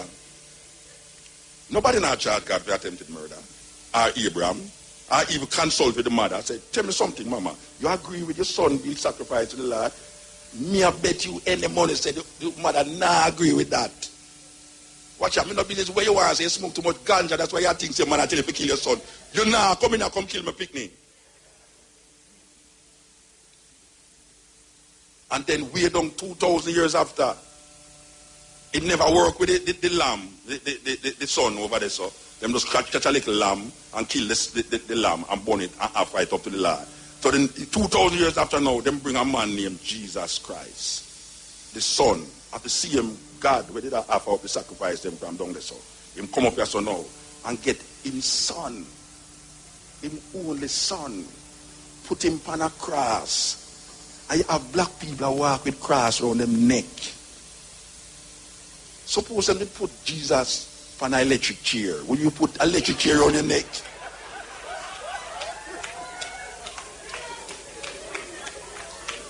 Why black people walk around with cross? Them not use the cross is an emblem of suffering and shame. That is how the Romans used to kill criminals. Them put them up on cross. We should not walk around with cross around the neck is an emblem of, even the gospel tune say, on the old rugged cross, the emblem of suffering and shame. Suppose them did hang him with a rope. You'd have put a little rope around your neck and wear it as some suffering and shame. Why you walk with the suffering and shame? We have slavery there for shame already, you know. Nobody now walk with a little sheep around him neck. Maybe we should have walked with a little sheep around him neck, because some of the sheep them did have names like Jesus, SS Jesus of Rubeck, by John Harkins. John Harkins sheep did name SS Jesus of Rubeck. One did name all John the Baptist. And meanwhile them have a slave and them was worshiping God on the top. And it's a slave. It's a man who own a slave ship, sing and write the song about amazing grace that save a wretch like me. And you have black people that sing that. Amazing grace that save a wretch like me. Rich like which me. And now them are singing, them not get saved. Because like a hurricane come and wash their house and they'll sing that them talk about them get saved. Save where? Man can throw it up, bend down in the water, you talk about you saved. I'm going to talk about, yes, him baptized in the name of the Holy Ghost. What the hell? You know, in Jamaica, a person, them used to go in a river and baptize people. And this youth, him old youth down in the water, for baptize youth, and the old youth dry him down in and drown, you know. The preacher me attack. Because I'm there, in the name of the Father, whoop, I'm blown, and all of them whoop, and then I would use a rope and dry him down in the water to rat and drown him. A true story I tell you, it's so like joke. The pastor get drowned. Can you imagine? People actually believe that if them dip in the water, them sins get washed away. What kind of madness is that? Oh, black people get caught in that. We don't even know if we love one another. Watch a man. If you want to know where God, they just look beside you, man. Especially if a woman they beside you. Because you're not going to find God in a church. A long time God left the church, you know. You just sit down there. That's the best place to meditate, you know, for your toilet bowl. Yeah, man. Or when you're constipated. You sit down for your toilet bowl, man. Things just come to you, man. Come to you. God not in a church. No matter, it's fear. It's fear them have within a man. And so the fear of God is the beginning of knowledge. But them say, fear, love casts away fear. If you love God, you cannot fear him. Because if you fear God, you cannot love him. Because love is void of fear. And what religion gives you is fear. I believe. Knowledge is power. When you have knowledge, you don't have to believe nothing. Knowledge casts away mystery power. When you have knowledge, you don't have to believe nothing. Knowledge casts away mysteries. Fear is developed through mystifying things. And when you mystify something, like I'm going to tell you, boy, a bush attack to man. What the hell that is all about? Bush attack to man. You have a Rasta now get so involved in that with a ganja tree. A foolishness. Whether it's a ganja tree, a mango tree, or a bird tree, bush cannot talk. It's just crazy because the more you get into the religion thing, you know, it's the more madness you get, you know. It's a kind of madness thing, you know. Yeah, because even Rasta, when you talk to all Rasta, them say, they ain't no say. The tree where Moses did attack was a herb tree. You say, what the rest is this? Which herb tree? How you talk about? Which tree attack? You know it anywhere in the world, and the president said which tree attack the people. I got the man go up to the mountain and I meditate. Just like when I say, go down and I sit down. Can no church never about him. I go up to the mountain and sit down. I meditate and I think about how I'm going to get these little idiot people out of the craziness where them have. Because them come out of Egypt and them have the residues of Egypt and them and I say, well, I have to get them out of this, you know. So him create some little things, manipulate them, like a little box. Him create a little box and say, look here, anyway, the box said, God represented, you know, them call it the Ark of the Covenant. It don't have nothing to do with nothing more than this man that create these things. You know, man, I talk about, say, all right, watch your man. Moses, Mr. Udon, you know, Mr. Udon, trust me. Mr. Udon could go up. Moses, in the Bible, it said Moses stammer. Moses was a stammer man, so Aaron and brother have to talk for him. Moses. And Moses got in the mountain and said, and God said, watch out. Go down in Egypt, go tell Pharaoh to let me go my people them. And Moses I said, me if you go talk to Moses, me if you go talk to Pharaoh, you mad? He said, look here, all right, you are. Throw down your rod on the ground. When he threw down your rod on the ground, it turned snake. He said, take it up back. And Moses said, well, no, I'm not take it up. He said, all right, take it up, man. And him take it up, boof, and it turned back a rod. God said, all right, go down there. Go do the same thing what you just do a while ago. Remember I said Moses stammer, you know. The Bible said Moses stammer, you know. So I hear and I go talk to him, you know. You see when Moses reached down there, and Moses attacked without the stammer, you know. And I tell Pharaoh, I say, in the name of Yahweh, God said, let my people go. And Pharaoh looked at him and I said, what are you dealing with? And Moses was so, boom, and throw down him snake. Throw down him rod and turn snake. Pharaoh just laughed. And I go so, click him, man, and call about 10 man outside and get them rod and go, boom. Just when Moses see that, Moses fried because Moses feels I'm going to film God could have turned rod in that snake. If never noticed the Egyptian could have turned rod in that snake too. But why make the story look like it's an Israel story is that Moses' snake eat up the other snake them. And Moses left and never let the Pharaoh never let go the people them. And God, Moses go back up to the mountain, you know. I said, boy, I tell you the truth, you know, God. You tell me if you throw down my rod and it will make the people them go and nothing happening, you know. God said, all right. Go down there. Go tell the people there. Tell Pharaoh to let my people go. You see, meanwhile, Pharaoh go down there. Sorry, meanwhile, Moses go down there. God just call Pharaoh and just say, watch out, don't let them go. It's a game God have played though. And when Moses reached down there now, and God him say, all right, you see, if you don't let go my people them, we're going to make the water, all of the water them in Egypt turn blood. And when all of the water them turn blood, Moses said, you must let go my people them now. And Pharaoh said, all right, I'm going to let go the people them. And yes, when the river turned back, Pharaoh said, how are you talking about? I'm not let go nobody Rasta. And Moses go back up on the mountain and said, God, what you deal with? I played me now. And no, boss if you go to Egypt, you come back up here to the Rasta. What you tell me what? Every time you said me go down there, the man I go let go the man, and him not let them go. God said, all right, go down there again, and he will let them go. You see me, I go down there, boom, God just take up him digital phone. Said, digital now work down here, so and lime work down here, so look boom. Call Pharaoh, say Pharaoh, watch out, I come back here. I play them, don't let them go. And about 10 times, him go down to God, go down to Pharaoh, you know, and God not let him go, you know. And this time now, I play, I go lick them now till all of the son them, the firstborn son them, in Egypt, I go dead now. Even the Israelite son them, was firstborn, I go dead. But here God said, no, God tell you what, you're going to walk around the place and mark on the Israelites them door. All of the Israelites them is firstborn. That when Bush come through, we kill out the people them. Him don't kill the Israelite, them just kill pure Iraqi. All right. So, God now, according to the story, make all of the firstborn them dead. It is not a genocide again, you know. God, the compassionate, the ever-loving God, wipe out all of the firstborn children of Egypt. And Pharaoh say, all right, we can't take this Rasta, I'm go on. Moses stand up on a mountain in front of 1 million people without any microphone and nothing. And I talk to 1 million people, and the 1 million people, them hear him, they see. What kind of story that? The 1 million people, them hear when them attack, you know. Take all your belongings and things and come, let us leave Egypt. God has delivered us this day. the day of the Passover now going to take place, where them now call Easter, which now have nothing to do with nothing, you know. Easter is a European thing, you know. All right. So Moses going to carry the people them now and walk now and Pharaoh hears them down now, and they going to get up all them soldiers them now, you know. They going to fight back. When the Israelites them walk, them walk up on the sea. People them say, wait, oh, we have a cry. The madness is, Moses, how you deal with it? Watch a man, how you deal with it?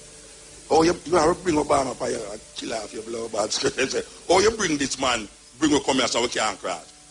The Bible say that Moses hold out the man saw, and the sea part saw, and the old people them, with all of them cow and them goat and all them things, I walk across this water, and the water over that side there, and the water over that side there, and it now come down for the land. No, trust me, man. When we imagine that story there, we are things say the road between the water them, a straight road, you know. Sea no stay so, you know. The further you go into the sea, and the more it go down so. So if you was to take out the water out, it will come like it's a mountainside there, you know. Trust me, man. When you watch all movie, man, the 10 Commandments, you see the Israelites walk across this road, you're like it never paved, but it have gravel. And they walk past it. And you're not thinking in your mind, say, no go so, you know. No water, mass and water. Now got there a place where just straight when the water separates itself. Because water is beach and it will go down so. So the land will go down so. So more than like you have to go and climb down the further you reach down there, so you know. But we take the story. We take the story. We don't question them story there. Them story there in our consciousness for years. And the more it gets repeated, is the more we accept it and don't question it. IRFM, it's the 107s, yeah man, at the cutting edge, you know, with Mutabaruka. I'm and Shane Clark sitting in, doing the honors. 25 minutes now to 2 o'clock. So, we gave you Mutabaruka and his views of religion. You hear him spell out the thing to you from back when Adam and Eve in the garden and the snake and him come right down. So, before that, he had an interview with SUNNI Patterson speaking about Katrina, that hurricane from back in 2005 down in New Orleans. And also speaking about poetry and Tai Chi. And then before that, he spoke to Runoko, and they were looking at the black man, African, from whence he came, and the different places that him divert to, and the different ethnicities of black. So, in the few minutes that we have left until 2 o'clock, you don't know the thing going on, man. We just going to drop 2 tune. And how much time? Couple minutes. So, at 2 o'clock,